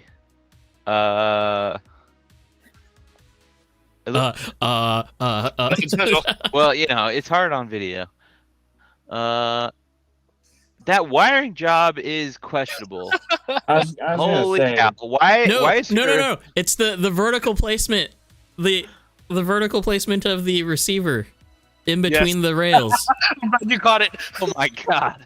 It's silent. No, It's but not why- even on here yet. Oh, I actually know why. I know why your motor is mounted in the orientation that it is. You have no reason to have the terminals pointing forward because your wires are going all the way over. It's because you stripped out the holes on the can. No, I didn't actually. I just put this motor in, and I haven't changed the wiring at all. Well, these are the same leads I had for the D10 motor, and it's the same wiring. I haven't changed any of it. So It's like it's just let's just They're rotate just it back. Let's take some stress off the wires. That'd be it's fine. fine. It's fine. No. You know what's crazy? So- I had to do it because of the body too, because of this freaking rear. Oh, totally. okay. Yeah. No, Yeah, that no, makes I had to sense. do That it. makes sense. That makes sense. When it goes on, it's like Fair enough. Fair Although, enough. Yeah, because you have the extra cutout for the fan. Okay. but the Alright. reality of those terminals is that those can be soldered at 90 degrees too. So there's that. Yeah. There's that. Let me keep it Okay. up. This deck doesn't exist anymore because he got a lot of hate online about how there's manufacturer defects and it was not a straight deck. Ooh. I don't know if I Yeah. had a one-off, but mine's fine. When I got mine, I put it flat I'm on. not a fan of the Gen Ace batteries anymore, but you know, I know I'm kind of biased because I used to work for them. my problem is I bought when I first started in this hobby. I bought a couple of them, and I charged them at high voltage as they're advertised, and both of them puffed up within a few months. LIHV? Yep. How many amps? 1C. So whatever the milliamp was. It's usually the rule of thumb is like 1 amp per every 1,000 milliamps. That's Right. kind 1C. of- yeah, 1C. Yeah, so 1C. Yeah, I charged them at 1C. They puffed up. So the only thing what I really love and what I don't know, I'm not even with them anymore. I don't work for them anymore, so it's not paid advertising, right? So the thing that I believed in for Gen Ace, because they are stateside, their HQ is actually 45 minutes from my house, and they do a lot of the shipping from Livermore, California. So if you ever have a swollen battery, all you do is you email them, take a picture of that little QR code, and a picture of the bad voltage or the puffiness of your battery, and you let them know that, and you have a picture of your receipt, and if it's within a year, they will send you a brand new one. You don't pay I anything. wish I knew that. So I wish I knew that. So, I assumed they were just like some foreign nonsense company. I wish I knew that. I'm sorry. Yeah. They're good. They're based in the U.S. No one knows until like I tell them. I'm like, yeah, Gen Ace is here in the Bay Area. I was fingerboarding on my batteries. You could pop them, bad boys.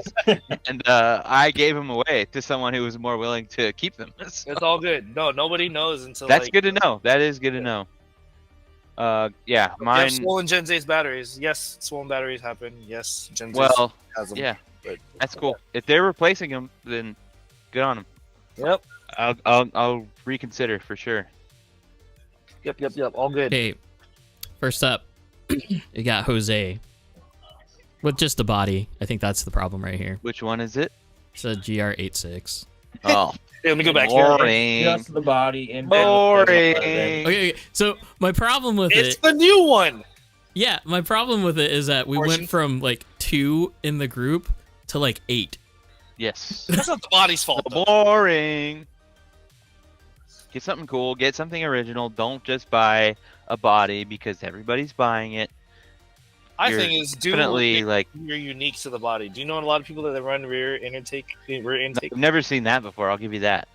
Nope. Right? Does anybody cut out their rear bumper and intend to put mesh in the rear so that way their ESC actually has function to Intend. get here? I love the qualification of I will put mesh there. There's a roast. The It Nens will happen. I cut It it That means it probably won't. I'll put Oh. mesh in there eventually. So, what are they called? It's like the visor things that you put on the back windshield, like of old muscle cars and stuff like that. Louvaliers? Yeah. Louvers? Louvers. I saw a Toyota Camry at the Walmart parking lot with them on it. Oh yeah. out of all cars, a Toyota Camry. I'm like, what? Was it a TRD? I didn't even look. Oh, It wasn't man. worth looking. I don't know. Those Camrys these days they look pretty hard. My wife will drop me off here at the shop because I'm on a freaking boot and I can't drive myself anywhere. We were on the way here. We were on the way here and we saw this FRS. And I was like, "Oh man, look at that! Look at that FRS. That was really nice." I don't know if it was paint or if it was a wrap. And then we get to the back window and we see louvers, and I'm just like, Oh my god. God damn it! No. You know what? You know what really killed it for louvers is, or what really made them like, what kind of ruined them is Gone in 60 Seconds. Oh, it didn't look bad. They looked amazing in that movie. Yeah, and they that's look bad. They look now good. everyone is putting them on everything, and it's just like, Oh, oh. you mean what made it popular? Okay, yeah, what made it Yeah. popular? It made until it everybody- popular, and then people are like, oh, Toyota Camry, louvers. Yeah, yeah. Well, so it's that the Challengers and then the Challengers that have the problem with not taking their like I mean, yeah, front that is protectors definitely off. Yeah, that's what I was gonna say. It's still by far not the worst trend of car owners. The worst trend of car people is easily the Fiat yellow dumb crap. I don't even I would call that packing tape. My wife likes Essentially, to hide. Sorry, my wife likes to hide, so I just want to get her on camera so that way when she looks back at this, she's like, "Why did you record me?" I'm gonna be like, hey, "What you get for bot? Thanks for taking care of me, girl. Appreciate you." She's like, "That's my wife right there. She cuts all the back price." what a How hero! you doing? Hi. Hey. They said hi. You want a what? You want your liveries? They're in the back office. Tina, can you get the liveries for John? Thank you. You were waiting on me to give you liveries so you could go home? You can ask Tina. Oh my god. I was like, why is he sitting here? And you don't have to stay here, bro. You can go home. Think about it. Oh yeah, tell him we were gonna be here until at least 11:30. Yeah, we're gonna be here for a minute, bro. You don't have to wait for me. I'm probably gonna. My wife is gonna be like, I'm just gonna leave you here. Yeah, I don't know if Adam told you, but once the show ends, we also talk for another hour after that. Oh, tight. I'll probably switch to my phone and then move to my computer when I get to my phone. Not required by any means. Not required. Just Genuinely, I will say, like, going into this, I was like, oh man, what the hell are we gonna talk about? And now that I'm here, I'm just like, man, we're talking. Yeah, forever. look. Appreciate it, guys. I say this all the time too. Adam and I can talk about RC drift forever. Forever. I don't know about that. No, we could. We do this every week for like 4 hours, Adam. What do you think? Good, bad, ugly? The quick. Pretty good, right? Wait, can you give me one? I want to show them what it looks like. Come here. Oh. Austin, what are you running tomorrow? For what? I'm For about what? to show it. For the comp? I don't know. For body wise? Yeah, body, This is orange. chassis. Okay, hold on. Are they die cut? Yes. Oh my gosh! Ooh. Perfect. That's pretty good. Here's the pink and purple and white, and then here's teal and gray. Ooh, So I like the teal and gray. full roll haul sheet. Jake might like that teal and gray. Yeah, and we On make his teal car. we make them pretty affordable too for everybody. It's like $30. So Awesome. Damn. for a full sheet. So Yeah. So Austin, what are you running? What are you running? Chassis, body. What are you running tomorrow? The Midnight Shark and then the HKS. The HKS Supra. Yeah. You didn't post your body in any of these pictures. Did I not post my body? Well, give me 2 seconds. I'll do it. That's Jose's crawler out in the snow. All right, bro. Oh, we're still back there. Well, I'm on a delay. Oh, that's okay. So Austin's on his Travis Hang on. I'll post a picture of the and his Midnight Shark. HKS Supra. Have you guys seen? Shout out to Art Design. Have you guys seen the? I don't know. Why am I forgetting a blank now? ISO grid. one. Yep. The ISO grid chassis from Art Design. We've talked about it a lot. Oh, And- you know what? Oh, Jake is a prototype driver. Jake Nice. is a prototype driver. I have a professional agreement with Ramiz, so he's hooking me up with stuff, and yep. we've talked about it. I'm excited. I cannot wait to get mine. Hopefully that's it looks like in a Yeah, couple 2-3 weeks. he's making me this T1. Also, congrats, Adam. Oh, nice. congrats Body. to Ramiz for the new His baby. Also, Yeah, shout out Ramez. I put the HKS Supra in the roast my rig. It's all the way at the bottom. Now I gotta scroll. Oh, there we go. So this is deceiving. It looks like a normal A90, but like, no, if you that put- one is weird. so yeah, if you put it right next to the MST GR86 or even Yeah. the Addiction GR86, It's a lot. it's tiny. Yeah, No, yeah. Very, very small. Austin and I drove a lot with this Supra and my Wagon. No, not the wagon. Of Oh. course we drove with the wagon, but with The Yokomo A90. the other Supra that I had that I will not be named. And even the yellow one, they're so different. They're very extremely different. My only gripe about, and nothing against Yokomo because I love Yokomo bodies too, but my only gripe with those scales, and I think the why I like the MST versions better is because it doesn't look like I'm running 22s on my Oh. car. With Yeah. Both of my A90s are Pandora bodies. Mhm. They look so much better. Yeah, and it's a great body. I think the nose hangs out a little too much for my taste, but the back is perfect. My gripe with the Yokomo A90s, because I had one before when they first released, is I don't know if it was different for you guys, but the prints on all the A90s that I found, where the molds were super thin in the rear, like ridiculously napkin thin, and they always broke. And if they Yeah. didn't break, that means you didn't chuck it hard enough, in my opinion. Sorry. Oh, did But they we always skip? break. Did It's we skip my fancy pictures of the It's- midnight? it's Oh, right yeah. here that always breaks, always, because this is a Yokomo A90. Yeah, we'll have to go back up to the top of Roast My Rig because Yeah. Austin has some good pictures in there. His Well, is sorry. Travis. It was the fact that it was another A90. Yeah. I think it's a It was Yokomo A90. relevant. It was relevant. Trey, is it MST Yokomo or A Plastics? Was A Plastics the other maker? That's the same one that I had. That's the MST one, isn't it? Yeah, that's the MST. The MST is the one Yeah. that had the really No. big. He's saying that Rear. it's the addiction. That was the it is? addiction. Shoot. It's big. Yeah, Whatever we the won't- one okay, is the same one that I had. I don't know which one it was because I didn't buy it, but I blame Austin, you guys. whatever My it fault. is, It's my fault. that's the one that matches mine. Well, not mine. Okay, here we go. The red and white one. Sorry, we're going back to the Travis. Okay, Travis. we're back in. Travis. Way back. It's a Travis. Woo! It doesn't have the V2 or V2 uppers yet. Oh, we roasted this already, did we not? I know. I Yeah, know. it was in there before. No, I Okay. haven't. Okay. I messaged Trey for the V2 uppers, and then told him I'd hit him up when I got paid, and then totally spaced it until the other day. Oh no. And I was like, "Whoa!" I was like, He's in chat. End of next week, Trey. End of next week. Okay, so and then this is what you're comping with is a shark. My Hey, midnight. Midnight Shark.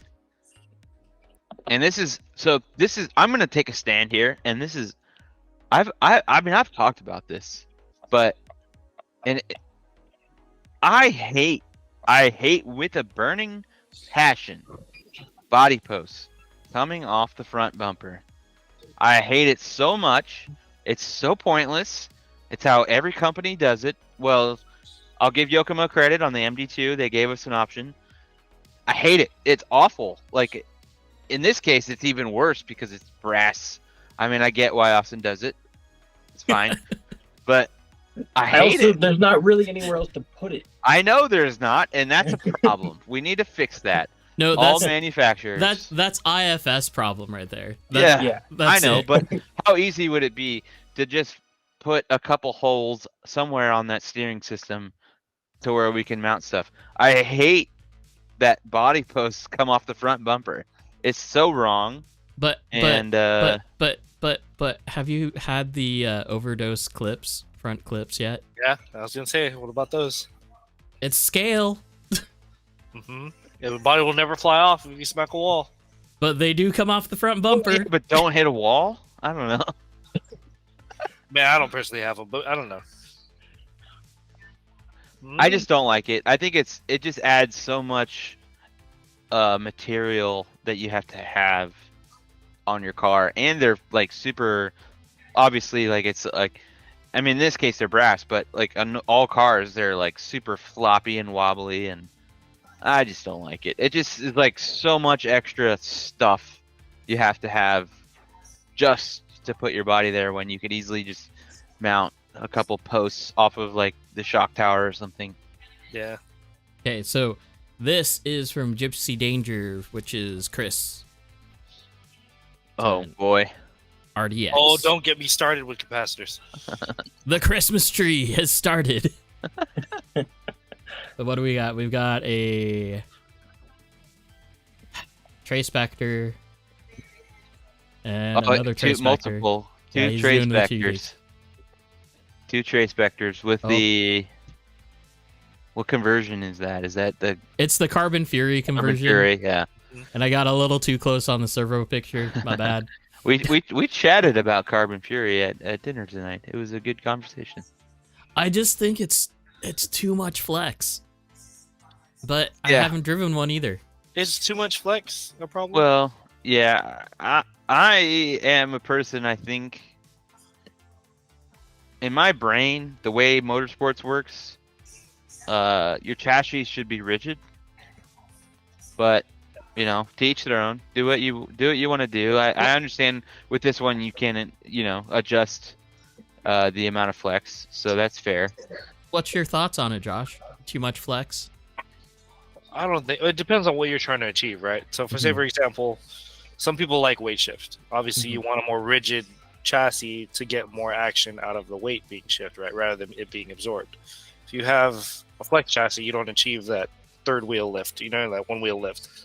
Some people go for that, so it really depends on what you like. Me personally, I like flexi chassis. I'll take the grip wherever I can get it, but I used to have a asphalt beater that was just straight weight shift, and that thing was like solid as hell, and three-wheeling. So it depends on what you like. I don't really have a preference on what I'd pick one more than the other. I think it just depends on what you want out of the car. So yeah, most of my cars are flex deck, but like the amount that Carbon Fury's decks flex is kind of absurd. But at least you can adjust it. Yeah. Like, have you seen the YD2 Beast mode conversion? That's super flexible as well. The RC926 YD2 chassis is super flexy too. Hold on, Anthony. So, am I seeing a gyro flex mounted on like a pedestal? Yes, it is. There is brass standoffs in the middle of his chassis and a little plate, and his gyro sits on top of it. I can't justify that. Like, I'm going to show you guys Ramez's ISO grid chassis. I have an MST version, but the one that we printed was a misprint. But I'll show you just how flexy that chassis is. But what I printed point out for you, Josh, is with the ISO grid is you can make it as rigid as possible. Yeah, not the big one, the medium-sized one. Yeah, sorry, I had to mute it, so I wasn't yelling at you guys. No, you're good. You're good. Yeah, you can adjust the flex based off of exactly. So it can be super flexy, but it can also be as rigid as you want it. Yep. But we were just, I was like, never put the gyro on a pedestal, man. It's not necessary. I mean, there's not a reason not to do it. But there's not a reason to do it. Yeah, there's not a reason to do it. I had to show Judd today the whole. I know this is gonna ruffle some feathers, okay? Longitudinally, front, back, it does not matter where your gyro is. Especially if you have a 550. Oh, hold on. Look at that bad boy. Let me make it big. Ooh. Yeah, wait. Hang on, hold on. Ooh. I can't wait to. We gotta get Ramez on. Is it going to use the same type of Whoa! Look how much I can flex this damn thing. Yes. But this is printed, yeah. No, like it's cut. This is actually cut. Okay. This is that's carbon fiber. That's carbon fiber. But it doesn't have the insert in it. Nope. Like, okay, here, I'll do it with my pinky finger, and it's like yes, barely. Yeah, and you can adjust the amount of flex. Yeah, we got to get Ramez on here. Yeah. You guys want? I can talk to him. I can definitely get him for you guys. No, I can get him. I can get him on. Duh. I can get him on. Chassis. It's a misprint. It's a little bit shorter for an MST, but this is the MST version that I'm waiting on for February. Yes. So yeah, February when the shipment arrives, there will be obviously the MD1 pre-orders, and there will be prototypes of basically every other chassis that will be going out to select. And different color adjustment. Yep. Is the backside of the chassis, is it open? Yep. So this is sorry. Like where your fingers it's machined on both sides. Yeah, it's open. That's different. Yep. Yes. Yep. Yes. Like absolutely minimal. And so this is I don't want to harp on this too much because I appreciate every company that puts products into the market, but I think with our design in particular, what you're gonna see is actual engineering that is happening. It's not Josh said this phrase earlier, form from function. So with our design, it's a making engineering something to function well, and the way it looks is just because of how it's engineered. It's not trying to make it look cool. It just looks cool because it's engineered really well. Yeah. Really fucking good. and that's it. No, you're totally right. So, we'll see. Come comp season, hopefully if I make it back to SDC this year. Hey, I'm right there. I'm right there with you. I'm ready to go very down competitive. there. Yeah, me So, too. I'm ready to flex this damn thing off. Hell yeah. I'll put it. Hell yeah. Yeah. We're on Judd's RDS. Comp rig. This is the comp rig. Oh my god, the RDS. RDS. So let me tell you guys, the guy that comes here, Josh McDonald, he's a dude that 1-1 drifts a Tiffany colored Mustang. He made a 1-1 version of his car, and his RDS, he took my Dremel that was in my office, and he was like, "Hey, you got a Dremel?" I was like, "Yeah, why?" Literally cut up his RDS so it could twist and flex so much, and he Frankenstein the hell out of that thing. I wish he was here today so I could show you guys, but I still that say car this. is nuts.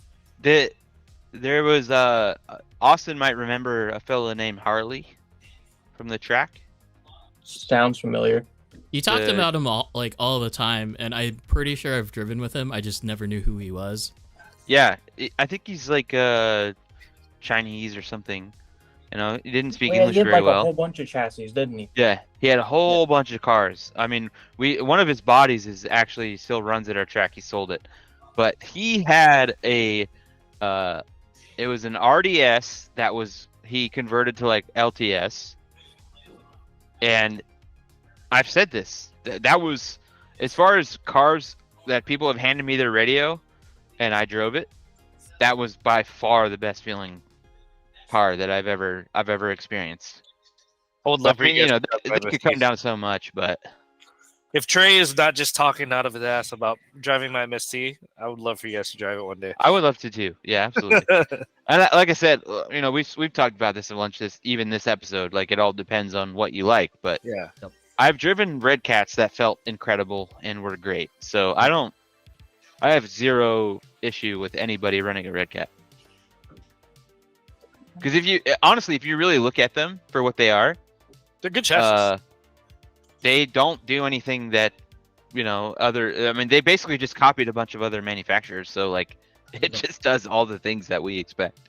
I mean, obviously they have a weird bulkhead that is intended to incorporate a front diff, but you know, it is what it is. I don't think so. The front end, I think, is more from like Yusakani than anything else. Mm-hmm. I can see that. Yeah. Roast on this, the mismatched fan and the ESC and the wiring. Oh, I can't roast mismatched. I can't roast mismatched fan and ESC. I'm not allowed to do that. I can't stop looking at the rusted nuts. The roasted. Wait, what? The rusted nut. The rusty screws the rusty in the front. nut. Oh no! I Oh just jeez. I keep looking at it and try not to look at it, but that's the only thing. Yeah. No, that's very bad. You should not. Don't do that. Okay, moving on. What is that? Don't have corrosion anywhere on your RC car for sure. We've got matching GT86s, MST bodies, Easy. Woo. Camerons. Haters. Yeah. It's the power couple at the track, man. The power couple, and someone better watch out is all I'll say. Yeah. Dude, Miranda's getting good. I He is know. getting- Cameron he's needs to getting real watch good. out. He better watch out because Miranda is ripping. But okay. So this could be a difference between like tuning the car almost week to week, right? Doing something different versus just driving an RDX. Right? I don't know. Where's the fun in trying to figure? I don't know. I get what you're saying, right? Like, why put yourself through the pain when you could just get an RDX and all problems will be solved, right? Versus the person that wants an RTR that's starting out and goes through that journey of upgrading and figuring out what works for them, what they need. Well, I mean, speaking to that fact, one is a Yogi. Like, so one is a Yogi, the other one's an RDX. Okay. I thought you were saying. I thought you were saying like comparing like an RDX like chassis kit versus like an RDS chassis kit or an FST chassis kit. Oh no. What- Yeah, so Why go one to is any other than RD? I thought you were saying like my bad. Cameron. Why do I need to watch out when I want her to be exactly what I know stupid heart can be and I'm proving it. That I know she can be and I'm proving it. Yeah, no. We're all happy for it. She's gonna be an amazing driver. Like it's awesome to see her out there ripping. Like it's cool. I wish I could get my wife to do it, but I tried getting my wife one. She has a 24 scale one, little drifter, but my wife doesn't want to do it. My wife can't tell her left from her right, so she says no. That's her excuse. My wife bought her for her own little RC drift car. I'd rather see her drive it, but she bought it herself. I didn't have to buy it. Like, okay, do you? Okay, we've got Jose or Brian, baby. and it's just a shark. Yeah, It's a midnight shark. Damn. Oh, it's got upside down stock overdose gum shocks on it, which I think is running silicon oil, not mineral oil in it. Okay, here's my roast for Jose. He says he drives a rally car, and yet he couldn't go anywhere this entire week. Oh, Couldn't even get out of his But parking wait, spot. no, it's an ST. It's a Ford Focus ST, right? Couldn't They even still- get out of those his are- parking Those are spot. still in rally. They're still. But they can get out of their parking spot. I got out of my parking spot just fine. Yeah. I mean, Yeah, I threw my little truck into a ditch and still got out. So My girlfriend's Subaru Crosstrek is more of a rally car than Jose's car. I'm saying it right now. Get roasted. Is it the summer tires, Jose? Is that what the problem? I was driving all week, every day. can't roast Okay. a body that's not done yet. So, okay, but question about this, because I've seen this body come up time and time and time again now. Is it overplayed to the point where it's like, cool, it's a rare body, so what? Are you- That's are where we I'm at talking with it right now. No, yeah, this is played out beyond. I mean, it's a cool body. I like it, but that's just because I like Altezas. So Mhm. I don't know. I don't mind it. Doesn't bother me too much. I've seen one already done, but it's not like, oh, this body again. I'm not really like bitter towards it. Like, there's so much, like, the amount of money that people are paying for those bodies, especially like the pre-painted ones, I want to is know absurd. why they're Yeah, blowing up all of a yeah, sudden. why? Yeah, definitely why. I think it's because of the U.S. discovery of Bai. Right. probably Like, we can blame it on that. yeah, Jake and Alex have been like, oh, and Judd- Judd. and Judd's on there Judd. too. Judd is Judd, going crazy yeah. on Bai. Whose Altezza is this? Who's Mr. Chubbs? Like, this is cool. I dig the sky, like, night sky vibe. I don't know. I don't recognize. I've never. Well, you know. So here we go. So it's a good effect on the night sky part, But but then- yeah. It's fine. It works. Just slap a livery on it. Call it a day. Oh my! Okay, so what do we got? We've got a Shark with a Kanzai V2 deck. So this is probably closer to what Justin Wilming's driving. Yeah. At least in theory.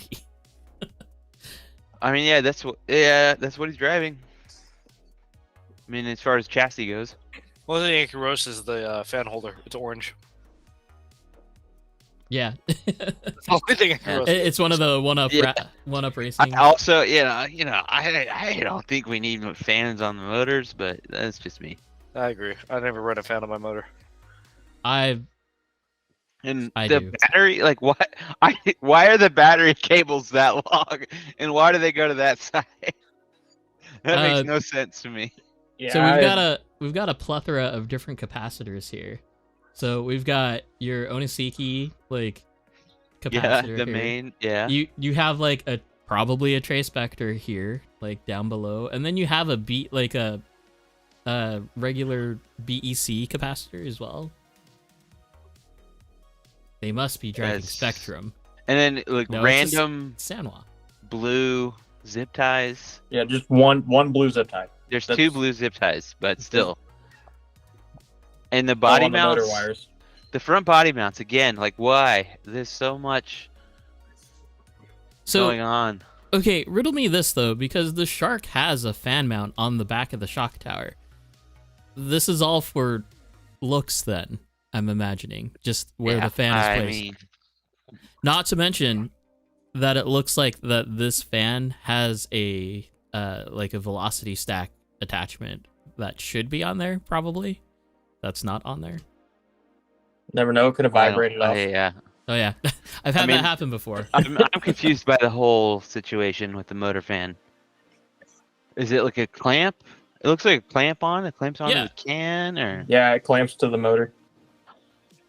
I don't know. I mean, it's a lot. There's a lot going on. I don't like the front body mounts. Oh yeah, Adam has one. Okay. Honestly, good. if you don't have a fan mount, they come in really handy because they're like really thin and you can throw them anywhere. His rear upper links have standoffs on both ends. Hey, I've done that.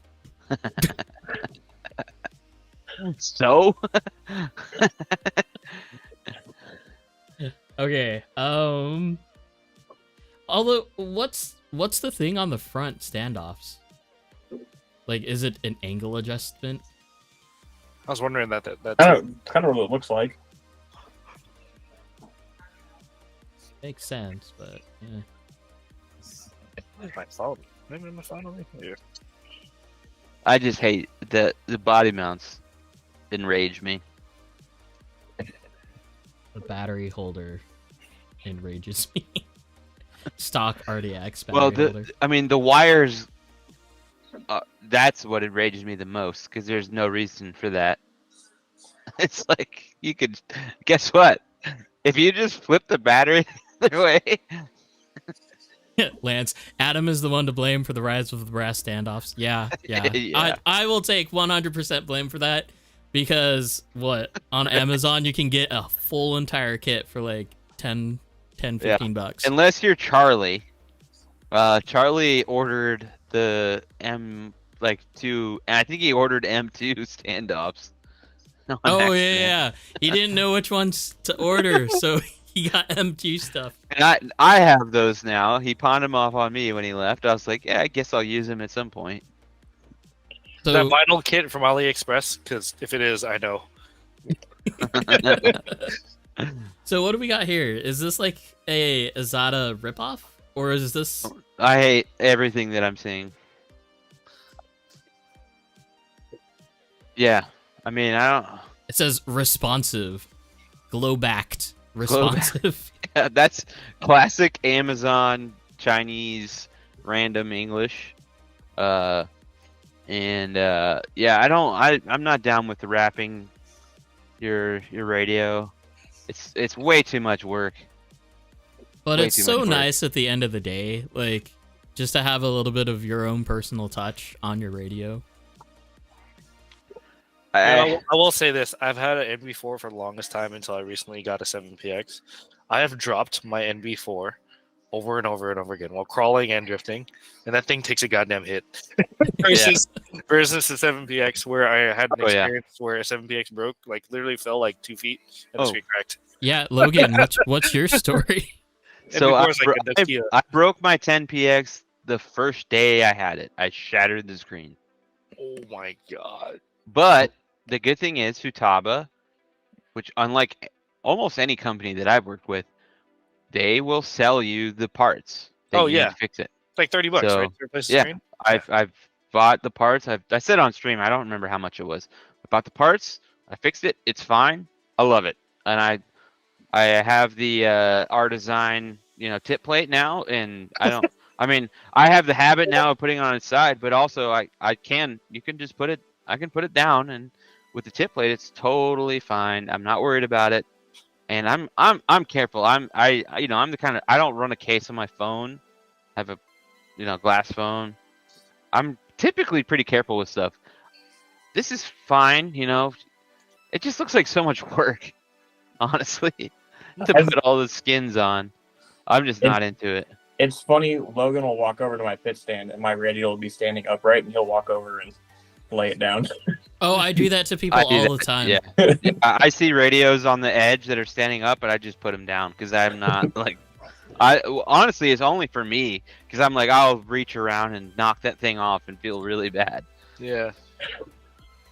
Okay, we've got Jake's Sharka thingy.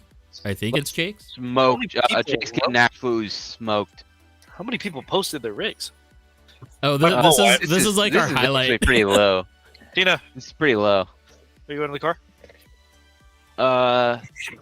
I mean, Hey. Jake. Josh, if you need to bounce, then that's totally No, cool. no, we don't have to. She's just moving her car. I was like, where are you going? Gotcha. First of all, obviously, this is known about Jake. He has way too many weights, I think, just mounted wherever the hell he feels like on his car. Even on the rear alone, in this picture, I can see 4. So there's probably 16 on the front. Same roast as always. I mean, stock Shark deck is instant roast. He's also got the brass wrap up next toe blocks there. Yeah, FYI. yeah. So I think what is the spur gear cover? Is this like the Yusakani spur gear cover? I think. I don't know. Oh Kinda wait. looks like it. For clarification, is this one of the Bai chassis? Is that overdose? Or used to cut? I mean, that's a roast in itself. If you have to even ask that. I think it's the Yusakani one. I'm pretty strong feeling it's the Yusakani one. Yeah, because overdose Is when they only made like 300, right? But okay, wait, look. This, the battery holder, okay? This is not a Jake thing. I mean, it's definitely Jake's it's a chassis. nubbin. It's a nubbin. He wouldn't do that. No, no, that's Jake's chassis, dude. That's 1,000% Jake's chassis. I know, but that's not he wouldn't do that. Well, he did it. Because is that not Lance's rear handle? Yeah, that is no. Jake is the one that posted this. It's 100% his chassis. His car. What I'll say is I don't like having to use a nut on any screw. That sucks. Mm. Oh, you're gonna hate my low motor Yogi. I didn't take pictures. Honestly, it's odd because like that's the one car that I actually like tried to color match the hardware on it. Hold on. Speaking of magnets, the magnets, or I mean, the weights. He does have. Yeah, there's the weights. There's 4 of them on the back of that car. He also, I mean, that body. I think there's 6. The rear. Oh yeah. Oh no, you're right. There's 6. That is nuts. There's definitely 6. Ouch. What do we? My classic But line. I think it's What just are a you total doing? of 20 grams. Yeah. I don't remember. I think he runs similar to me, like about 65%. So, you know, it is what it is to get your weight balance, and at least they're, you know, they're on the shock tower, or at least they're, you know, not super far hanging out. If it was my preference, I wouldn't have weight additional. I wouldn't have ballast, I would say, Mhm. on that side of the axle. But you know, you do what you do. The blaze mounting is a little weird. I mean, all of his electronics are up high, Yeah, like that's a lot of high. yeah. It's a lot of high mounted weight for sure. But I don't know. I mean, I think Jake was driving this car today. The thing rips. It goes super deep angle. It's very fast. I can't really hate on it that much. Well, I think we were talking about it last week with Mark. How everything, like, the more that you can cram pack everything just right over the axle, the more in control that it'll feel. Yeah. That's my philosophy, for sure. Isn't like the ideal weight distribution like 35-65 weight, right?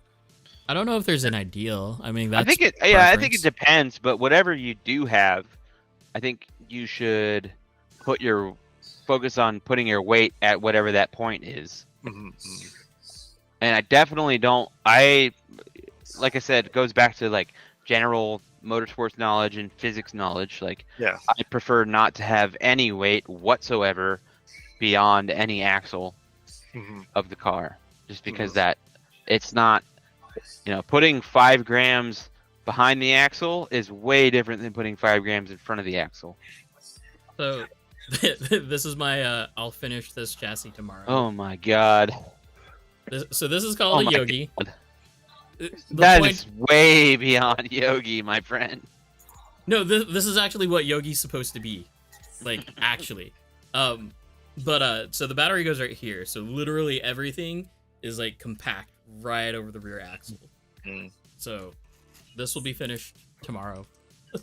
I think just from a physics standpoint, having all your weight inside of your axles is beneficial. Yeah. Okay. Judd's Midnight Shark. We've got a lot of Midnight Sharks going. Yeah. Oh my god. Oh man. I wish he kept his Rev D. He stuff doesn't on. even drive it, so there's one roast. He hates sharks. There's another roast. The Hobby Wing ESC. Hey.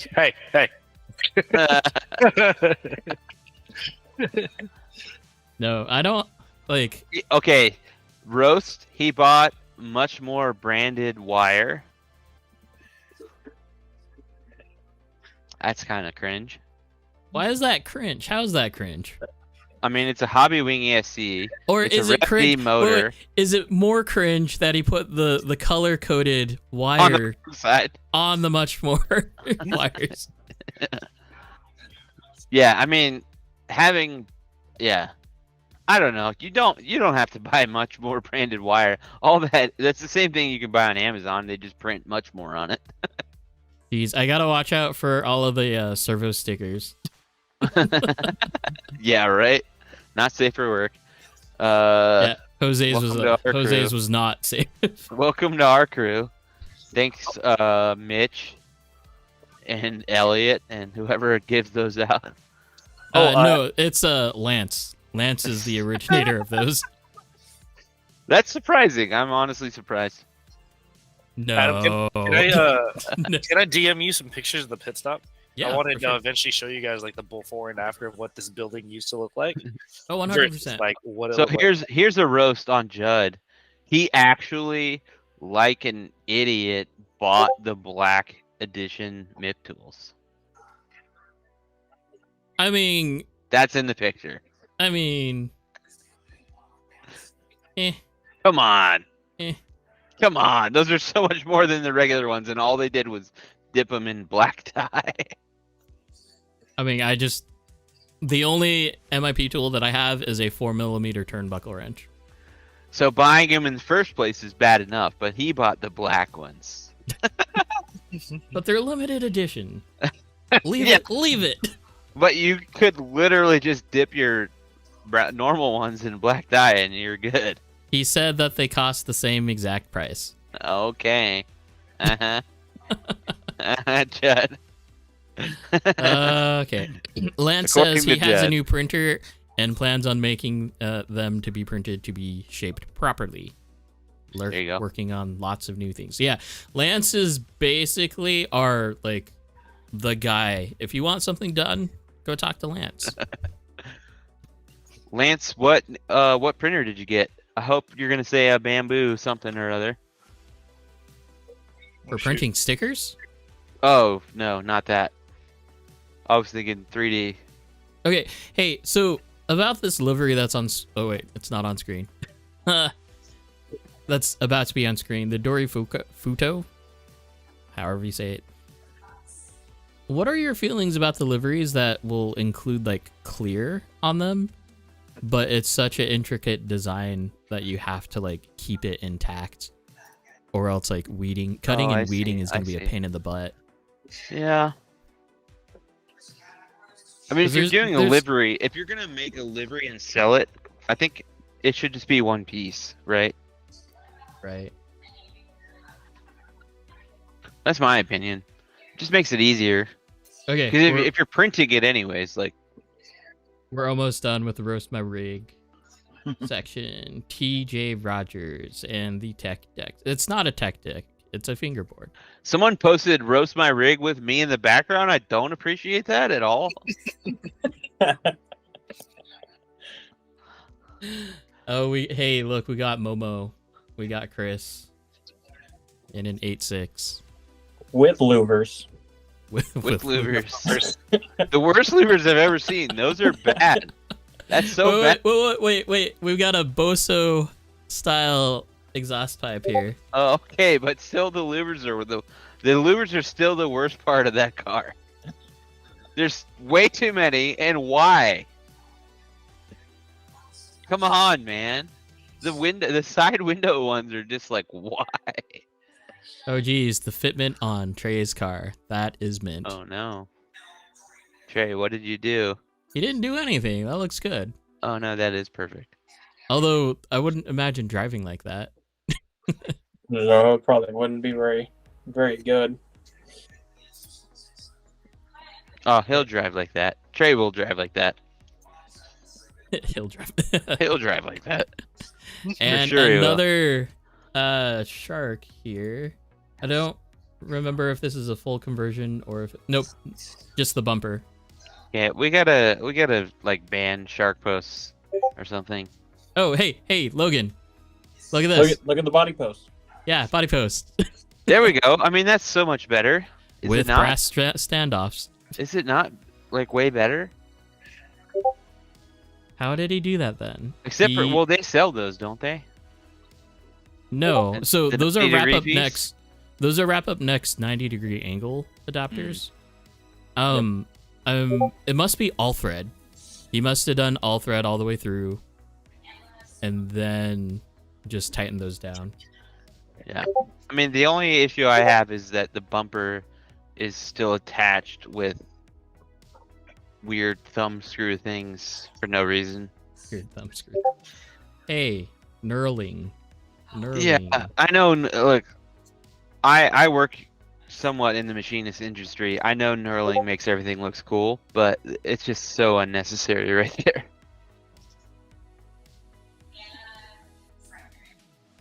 And the back. Unnecessary fan. Fan shroud. Oh, it's a ZX, that's why. Because it came off the back.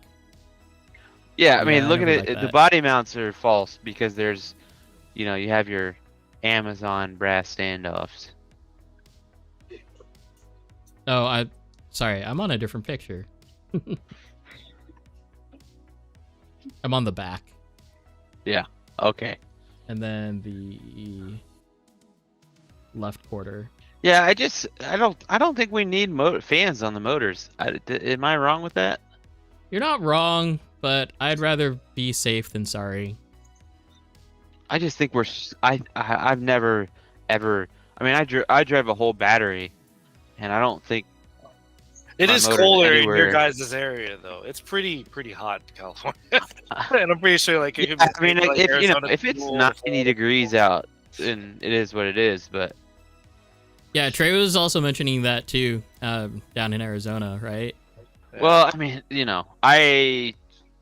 my RC chops are off road in Phoenix, so Carpet.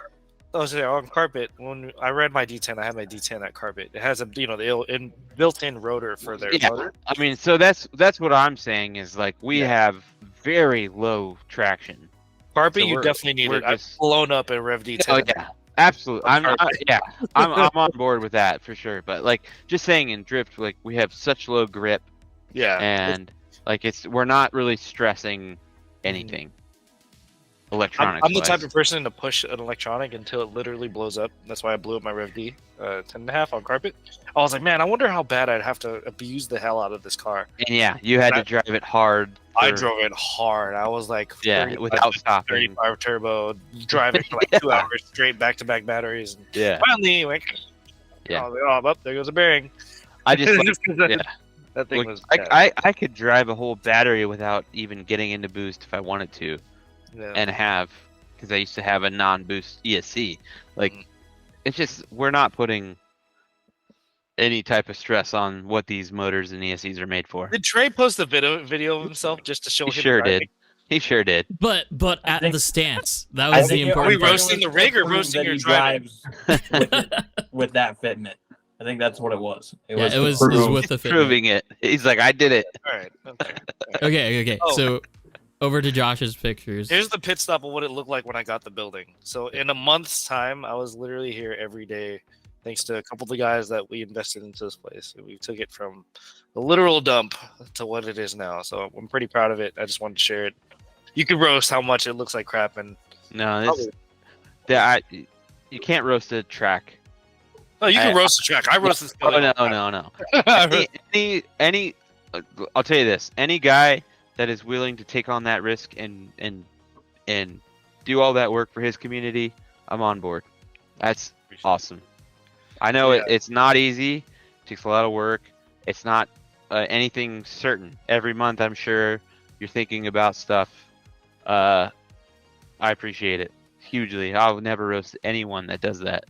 Did you cover that, like, the cool paint that's on the ground? I'm 50-50 about it. My guys and I were like, oh man, let's keep it. Oh man, let's not keep it. It looks good. I was like, I don't know if it looks so good. And I'm just like, I'll just cover it up. If it comes back up because I didn't cover it up and chip it off, then it comes back up. So it's still under the paint that we covered it with, and because of the wear and how much people have been coming by, it's slowly starting to show itself again. I'm like, maybe I'll just leave it. So I'll let it come show itself eventually, but it is still there. The texture is still there, so you can feel that paint, rainbow paint, still there. If you come here nowadays, actually, you know what? Yeah. Oh, the shelves, all I hand built and stained myself. The electrical, John did. The guy that was here earlier, he helped me with all the redoing all the electrical for the building. But yeah, we all hand stained the wood, sanded it to make it smooth, and then sealed it. So. I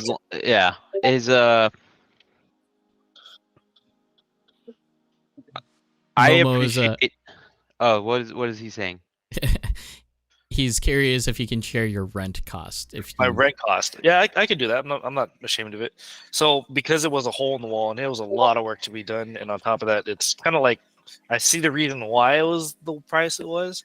In California, square footage is everything, right? So it's super expensive. I think the average retail cost for a retail space in the Bay Area is like $3 to $5, sometimes like $10 a square foot. We have 1,900 square feet, and I got it for $1. Yeah, $1 per square foot, which is like almost unheard of for retail space. But again, if you looked at the pictures of how much of a dump this place was and what my neighbors are, and I'm not really trying to down talk too much about my neighbors, but it's just the smell. There's a smell that's outside that is it's an animal sanctuary. So it's a place, it's not a shelter. It's a place where people take their dogs or cats or whatever to give them. Don't give that to me. Yeah, to transition them to a new home. So it's like, it's a smell that like seeps over. So, Fair enough. yeah, I think that's a big part of it. But yeah, a lot of it was a huge dump. There was holes in the wall. The wires were super unsafe.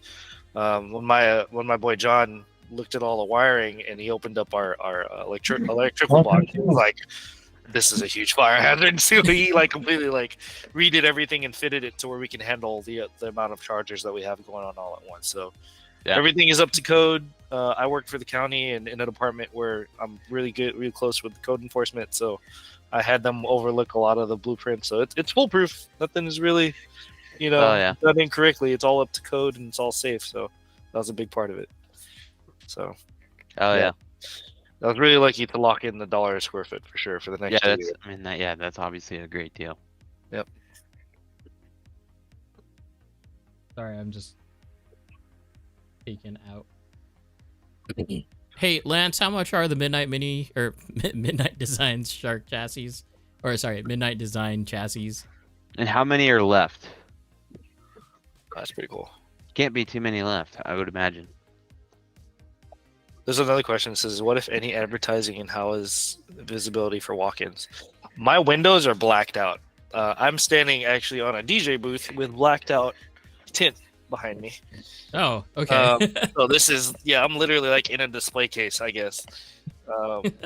with that we turned into a DJ booth. So visibility from the outside, it's all blacked out. You can't see anything on the inside. And that's on purpose. I don't have a physical sign. I have a banner. This white thing behind me is a banner, and above the tent is like a big little portion that peeks out the pit stop. You can probably find it on Google Maps. Someone took a picture recently of what the outside looks like going in, and you can't see anything. And the only thing you see out front is the pit stop and our store hours and a phone number, and it's in our Instagram. And it's on purpose because I kind of want this place. One, it's the location of this place is not the best, and I know that. We're kind of like on the borderline of a not so great area, so we want to reduce the risk of theft. That's a big thing for sure. So keeping it all blacked out, I make this place to be a no. You have to know somebody to know where this place is at, or what's going on in there. Or you have to be into the hobby or want to know about the hobby to like. I mean, it's easy enough to find you guys if you're in the area, right? Like, drift tracks near me, you'll find it. Yeah, and for people that walk by, it's not like I don't make it unknown to what it is. All the windows are tinted out, but our Instagram is in the front. So if you have Instagram, or if you have your name, just Google it. You're also like, I don't think any RC drift track is gonna get a lot of walk-in. Like it's kind of a, you have to know what you want deal. Yeah. Honestly, when I hear the name Pittstop, I always think of barbecue for some reason. The pit boss, like barbecue. Yeah. No, Pittstop. It's a good play on the the city itself, Pittsburgh. Which I wanted to go off of that because the city was a big influence of me, even having a place like this, because there's nothing like this in our city, and I'm pretty proud of where I come from. And I'm a big believer of like the city is literally who made me who I am, and my work ethic. We've been talking about for a few weeks of we got to get more Midwest and East Coast guys on. Mm-hmm. Yep. So, Oh, sorry. Go ahead. Oh, no, I was saying, I was reading the comment. I was like, versus Delta, which at the hobby shop. Yeah, like Delta, you for sure know what it is when you look at it, right? Here, you look at it from the outside, like, what's in that place? So it's like, that's how we keep it on purpose. If you know, you know. If you know, you know. So what are you saying, Adam? So, speaking of people, let me get my handy dandy calendar out. We did have a cancellation for next week, so we do have an opening. Maybe we can Rolling Garage. Carl, Ike, Mitch. Or one of these Afro, or even Ray, or one of these Canadians. Actually, that would be pretty cool. Like after competition talk with the Canadians. Ask them how it went down here. Sure. After they got smoked by me or Jake or Justin. Wow.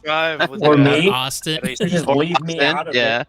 I'm in Sorry, the top of bud. the bracket, my guy. Come on.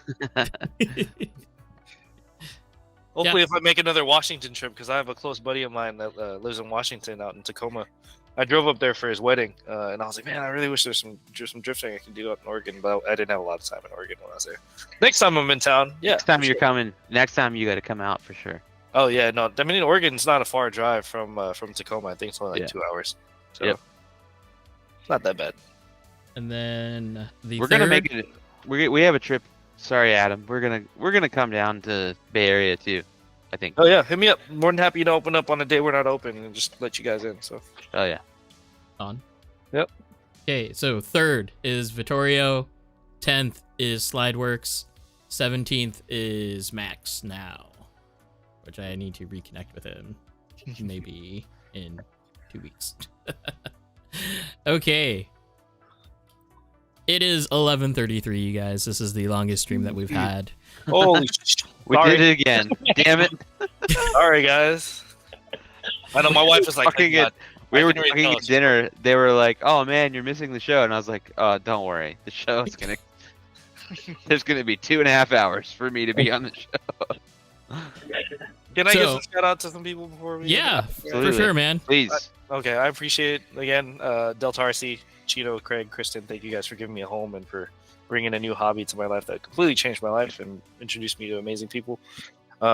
To all the people that helped funded, the pit stop and the ones that are invested in it, Anthony, Zach, JB, Phil, Lex, Gabe, Lester, D-Boy, Miko, Gio, Aaron, Keith, Steve, Robbie. Those are my founding guys that helped invest a lot really, I did like a full-on PowerPoint presentation without going too far back into like the Eastbay Sliders. But the Eastbay Sliders started out as a community before it was Backfire Kids.